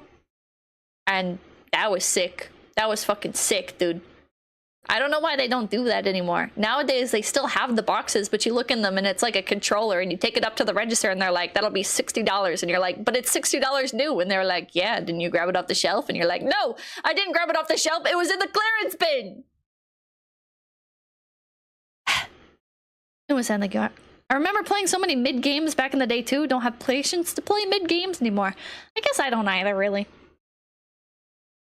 Physical Switch games are great if you zero space on your Switch. Did you like the Switch cards? Yeah, they don't taste that bad. I mean, they don't taste good, but... I believe it's going to be between $399 and $449 USD. I think they're going to make it slightly more expensive than the Switch OLED currently. So, I mean, here's my final guess. How much is the Switch OLED? $429.99 US. Holy fuck! That's what I'm thinking. Now what about... Chad, if that's the real price, people aren't going to buy this, are they? The storage. How much space are we getting on this thing? If it's still sitting at a measly 32 gigabytes or even 64, then we've also got a problem, especially if Call of Duty's on this thing. OLED is 350. I mean, an update is over 100 gigabytes alone. Now, of course, we will see a micro SD slot on this thing, almost guaranteed. Hey, we got to be concerned about it with Nintendo's historical lack of storage in devices. 8 gigabytes on the Wii U. How is that even possible? Anyways, those are some of the biggest complaints I've seen people talk about with the Switch. Because you didn't need to use to download games. What do you mean? Why is this so surprising? Am I insane? It's not normal. This is not normal to have to download tens of hundreds of gigabytes to play a game that you have a fucking physical copy of. Like, what do you mean? 8 gigabytes of space on the Wii U? How is that possible? I don't know, man. Maybe because you used to fucking buy a physical thing that you would put into your console and you didn't need to have hundreds of gigabytes? You fucking lunatic? 2 and everything wrong with it so far. Now, we have until April 2nd to find out everything that's actually wrong with it, if anything. PS2 memory cards were 8 megabits? I don't know, whatever. I remember buying memory cards and I will say that shit sucked. Memory cards fucking sucked. That shit was expensive, and they never had enough space to justify having like multiple save files of a game. That shit fucking sucked. This is one thing that I'm very glad is gone, is nowadays you can have like multiple save files for things, because having one save file doesn't take up 1/5 of your entire fucking memory card. But until then, we're just kind of left guessing and hoping that... Get memory card corrupt. When you put your memory card into your PS2 and it doesn't detect anything, it's just doing the... You know, like the gray screen, it's not like lighting up all the purple and everything, and you're like, again, hold on, let me... Again. Gray screen. Oh, fuck. Okay. Okay. Click. I'm gonna fucking kill myself.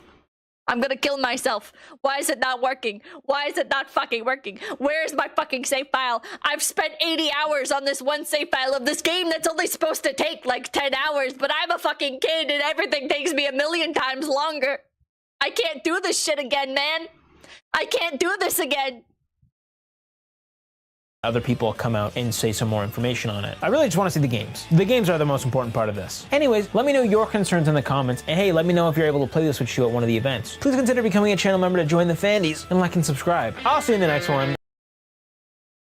This shit better not cost $430. Ain't no way. Ain't no fucking way, chat. Ain't no fucking way. They wouldn't do that. They wouldn't do that. Would they? They would. They would. Plus the tip. Yeah, you're gonna fucking buy your Nintendo Switch 2. You're gonna go to the GameStop checkout and they're gonna spin the monitor towards you and it's gonna be like 10%, 20%, 30% tip. And you're gonna be like, I can't wait for you to sell me this console that you might have already opened and played with, because by the way, fun fact about GameStop employees is they open the games and play them, and they open the consoles and they play them. You know how I know this? Because I've talked to the GameStop employees. They do this. They all do this. Any GameStop employee that tells you that they don't do it is fucking lying to you. And if you're GameStop, like that you worked at, if you worked at GameStop and you're like, oh, we didn't allow that at my GameStop, blah, blah, blah, blah, then you are 1 in a fucking million, because every other GameStop, they were opening shit up. I hate GameStop. You know what killed GameStop? GameStop killed GameStop. GameStop likes to say, oh, people aren't buying physical copies of games anymore. The future is digital. No, the future is cockroach-free Xboxes. Have I told you guys this story before? When I got an Xbox at GameStop and it had cockroaches in this? Fun fact, I got a fucking Xbox, like an original Xbox from GameStop that had fucking cockroaches. Hello? Hello, dude? Inspect your shit. Hello? It was secondhand. It was like refurbished, but oh my god. Oh my god, dude. I need some BGM. I'm so angry I can't speak. I hate GameStop. I hate GameStop so fucking much. Yeah, quote unquote refurbished. Refurbished is the biggest lie ever. GameStop single-handedly destroyed the term refurbished, because you go to like Best Buy and you get something refurbished, right? And it's like, wow, this is like basically new, and it was like 20% off. Nice. This is a good deal. I love buying open box and display versions and refurbished stuff from Best Buy. Yay. And then you go to GameStop and it says refurbished and it's like, the personal information of the previous owner is still on this device. I can still buy stuff with their credit card. Also, like the headphone jack doesn't work, or the on switch isn't like clicking like it's supposed to. It still turns on, but it doesn't like make the noise. Like it doesn't have like the tactile click anymore. Did they like actually fix this, or like what did they do to this? Did they test it? Did they ever turn it on? I don't think they ever turned it on, because if they did turn it on, why did they leave the personal information of the previous owner on here? Don't they have like a policy against that? That's because of gaming like you. You got cockroach and they didn't charge you extra? Man, you got lucky. Bro, and everything is so fucking expensive. Trading into GameStop, it's like, hi, I've got a Game Boy Advance SP I'd like to trade in. They'll be like, you know, this is a bit of like an older model, and yeah, like the retro games market is popping off. However, the best we can do for you is about $9. And you're like, $9? $9? What the hell? And then they'll hit you with the, well, if you're a GameStop Pro member, you do get like an extra rebate on top of that, or whatever the fuck they say. And it's like, so we can do about, I mean, like $13 if you're a GameStop Pro Rewards member. It's like, what? Oh, what? Let me go look at the game case. Let me go look at the case full of like retro stuff that you guys have. Oh, huh. That's a bootleg copy of Pokemon right there. And what's that? You're selling the Game Boy Advance SP for like $250? You fucking lunatics? You fucking evil pieces of shit? I'll fucking kill you and your whole fucking family. families. What do you mean you're gonna give me $13 if I'm a GameStop Pro Rewards member for my fucking Game Boy Advance SP that's in better condition than the one in the case? But the one in the case is $250 or $200 or whatever the fuck. Are you fucking insane? By the way, there's bootlegs in here. Don't you guys check? Don't you guys fucking check anything? They don't. They don't check. They don't care.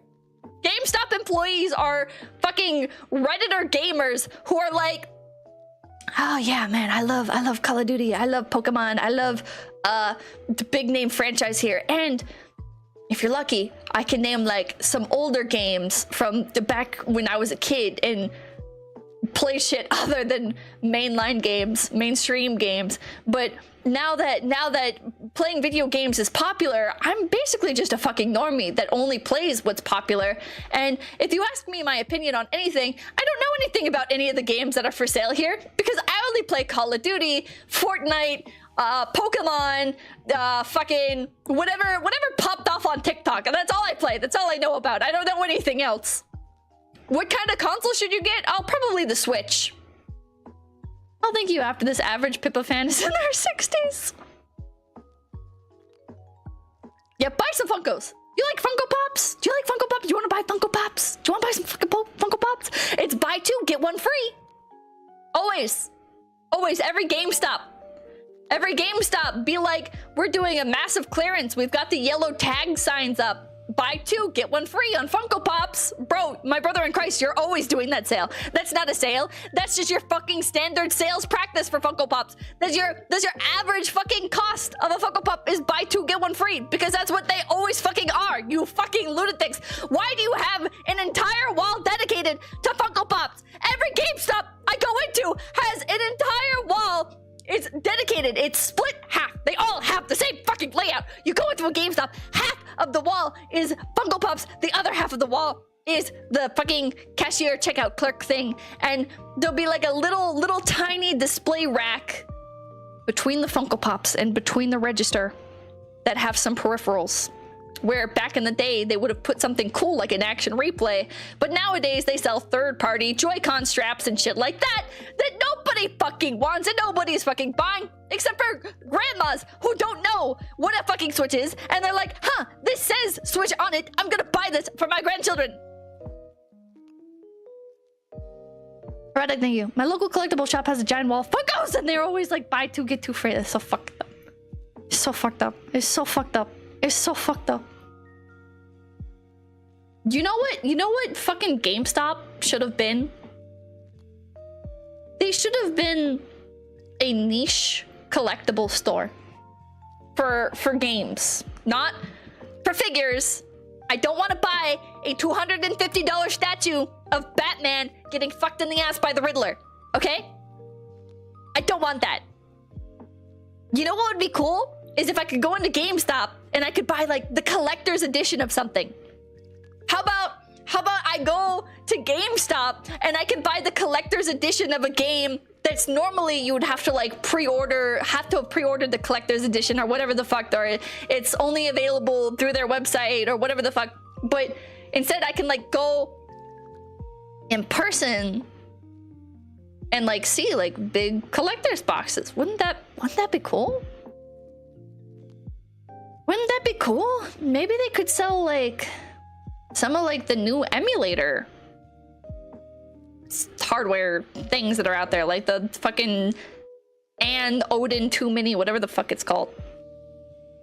Have you ever been to Vintage Stock? I've never even heard of Vintage Stock.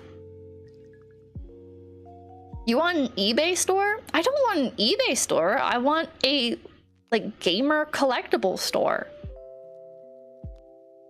Jill, thank you. The rants are why I'm here. Keep it up. Or thank you.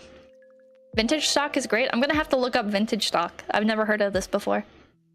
I did find a few collector's edition last year. I haven't seen a collector's edition of anything in GameStop in years. I was really excited when for a while it seemed like they were moving more towards that angle.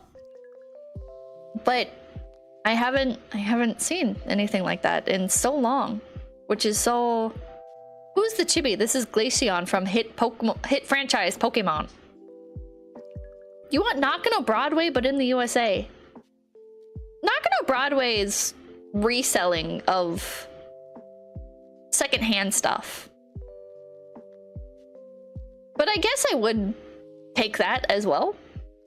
If GameStop could be like Nakano Broadway, where people like bring in, why are you spamming gay? Gay, gay, gay, gay, gay.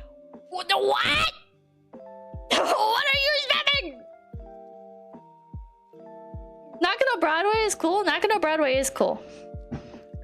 He's out and proud. Good for him. Everything with nostalgia value will be hoarded.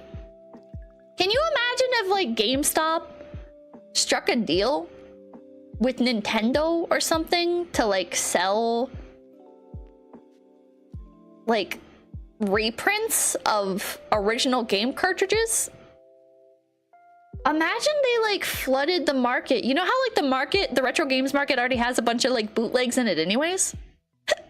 Imagine GameStop went to Nintendo and was like, hey, we'll produce like new versions of old Game Boy Advance games or whatever the fuck, you know? And it's like, it's not like, it's not gonna be 100% authentic or whatever, but it would be like authentically licensed. Collectors wouldn't stand for it. They would riot. Good, kill them. I cannot express how much I hate collectors. I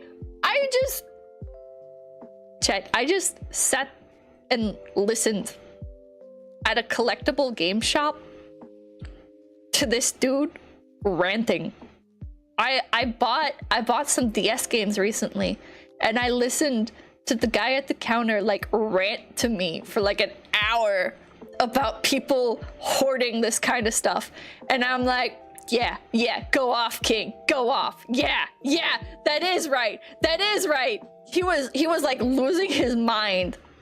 An hour? Yeah, he was losing his fucking mind. He was like, God, yeah, I'm glad that we can sell things for like a reasonable price, because you know what? That's why I had to stop getting into comic books, you know? I used to be really into comic books. I'm quoting him. I've never really been into comic books.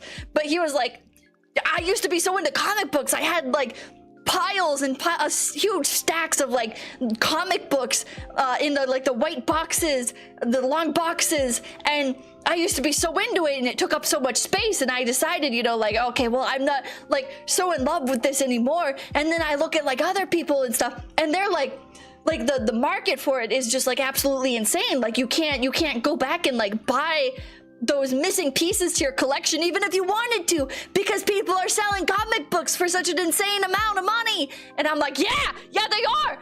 They're keeping that shit like in their garage and shit, and they're hoarding it so they can fucking like resell it years later. And it's like, they are. It's so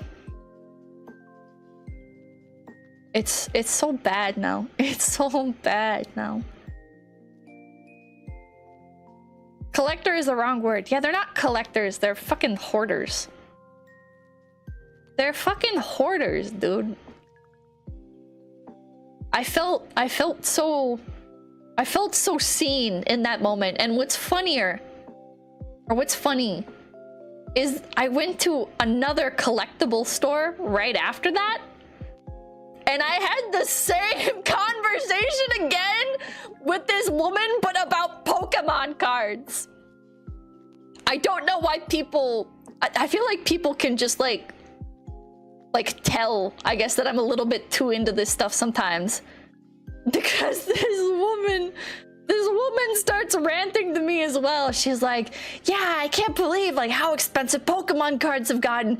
It's just ridiculous, you know, it's good for me, but because she's like the clerk. She's like, it's good for me because like I can move a lot of stock, but it's also bad for me because I have all these people coming in that want stuff, and there's just not enough stock. I can't buy enough stock to sell to these people. And then like you have like collectors that want to come in and they want to get like specific cards and stuff, and it's just like they're getting priced out of the market because it just costs too much money for just these specific cards. And I'm like, yes, it is too much money. It is too much money. Fucking first edition Shadowless Charizard, PSA graded 10. Fuck you, dude. Fuck you. Oh my god. You probably cringed out loud and they were activated. I wonder, maybe I'm like casually dropping the lingo or something. I don't know. Lysander, thank you. Collecting is cyclical. Deep dive, boomers, antique collecting, huge boom and bust. They are all dying, and antiques that were hot are now worthless. Oh. Oh, maybe that's what it is. Man.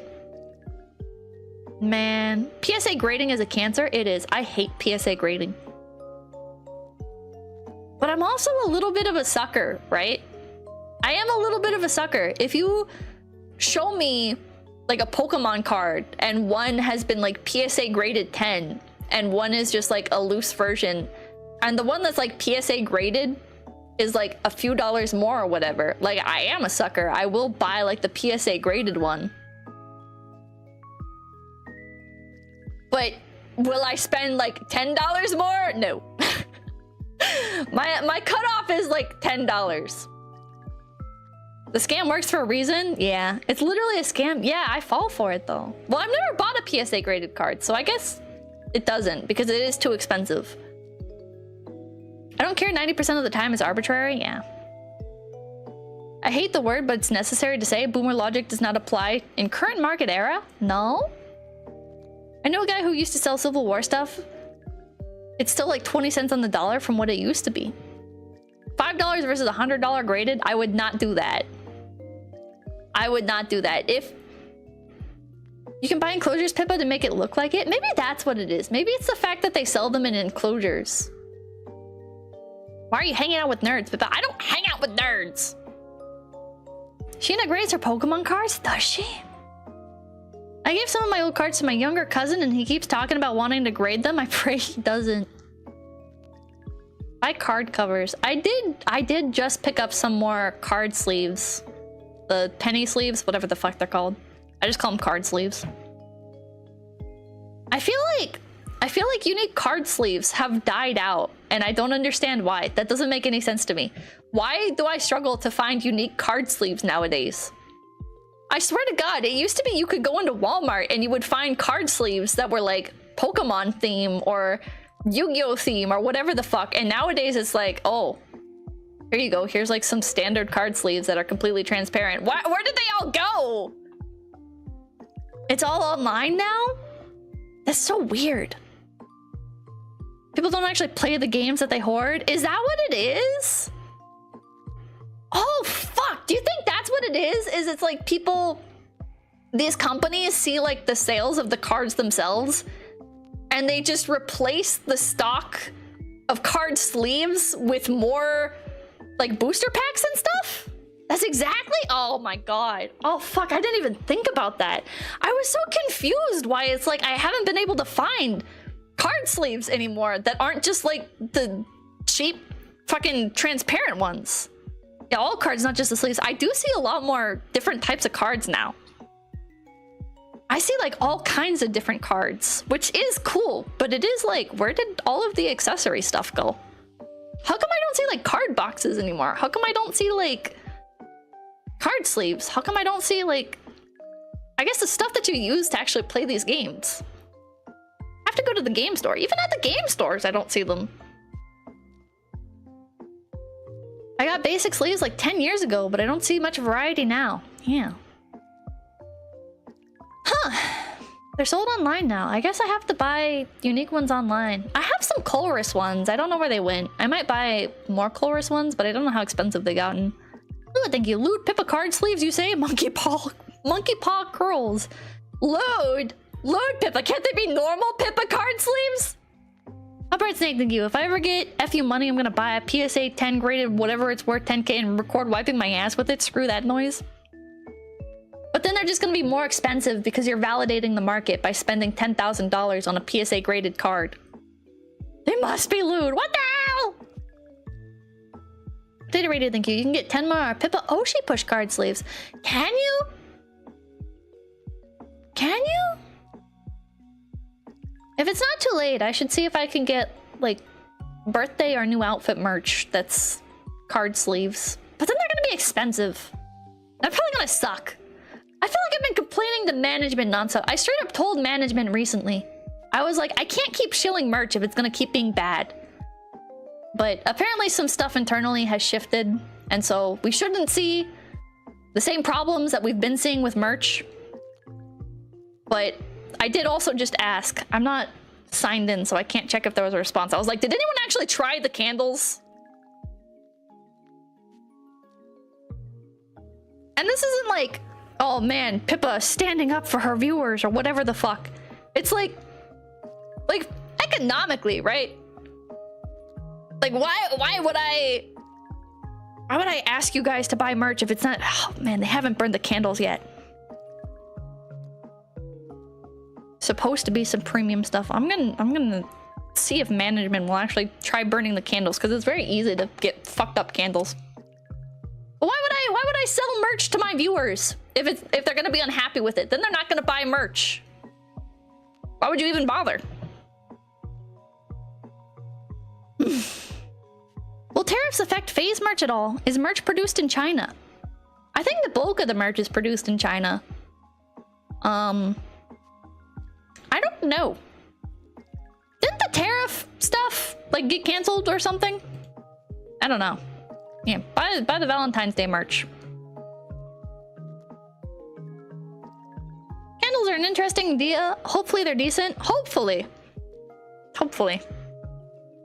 China's still being tariffed. Copper's saying thank you. I can't say on YouTube, but I do. Oh, but Face Connect is Canadian, so they don't get hit by the tariffs.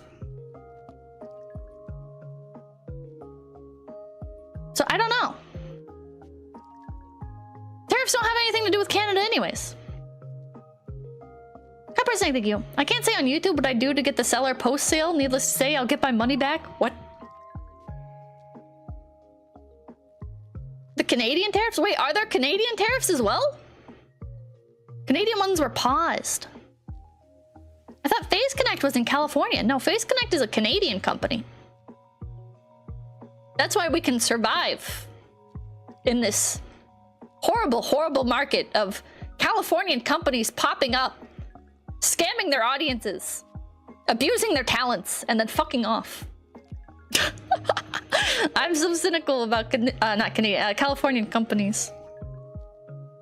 I hate California companies. Pippa Canada is #1 largest target with tariffs. Really? Well, I guess we'll find out. They're a dime a dozen. They are.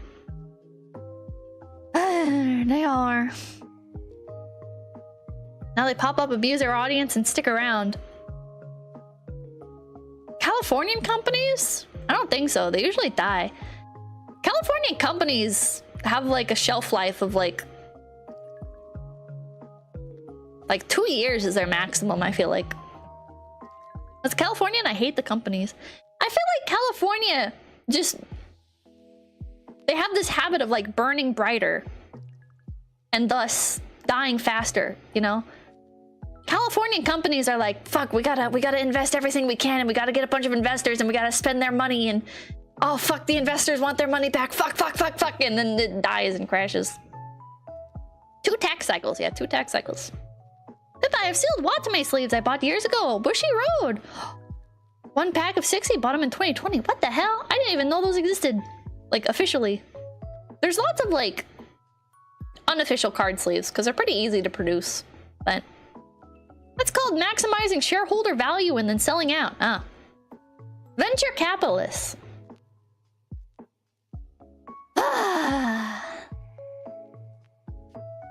We are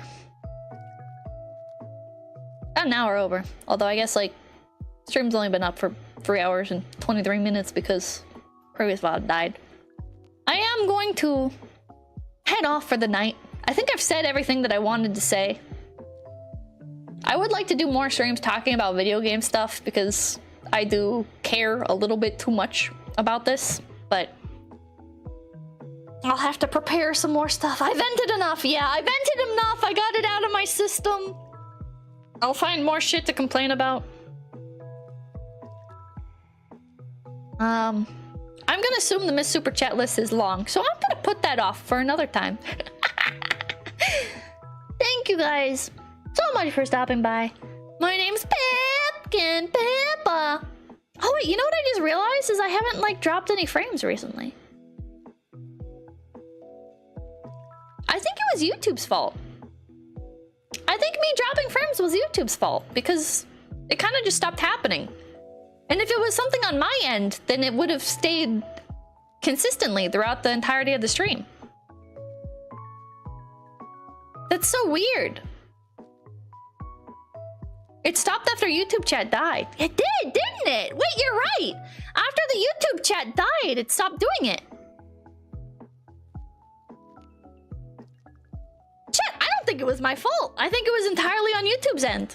Because like my ISP has been a lot better recently. I mean, I guess it did have an outage not that long ago, but... Yeah, YouTube, you mean a Californian company? That's right. Thank you, Rolling, thank you. L takes, W takes, all our valuable Pippa input. Thank you, thank you. Even if you guys don't agree with me, I'm sure you sympathize. even if you're like, oh, actually the Switch is still worth it, blah, blah, blah, blah.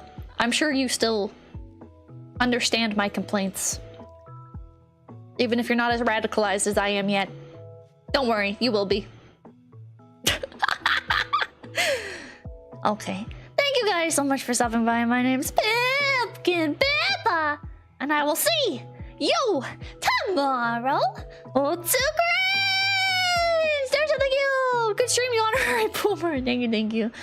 Till they fall us away, till they! Till they fall us away, till they! Till they fall us away, till they!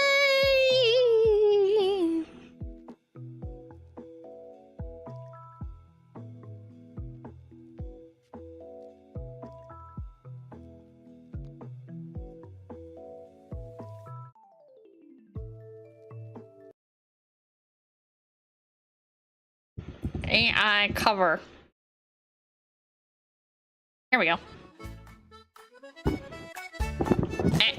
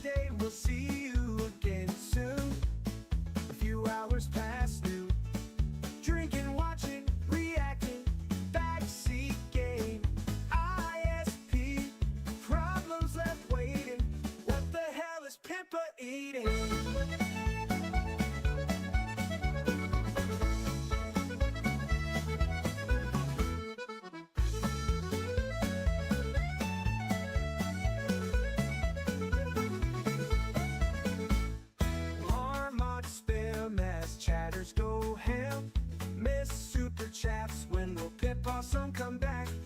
We hope you enjoyed your stay. Your favorite streamers live. So today she'll be offline. Maybe we'll see you again soon. Leave a like and bop to the outro tune. Next stream we'll argue and laugh. Next stream we'll have a blast. Stick around to see who Pepper rates. Read the chat rules and say, hey dude, we'll stream again soon. Come back again. And remember us when you hit message.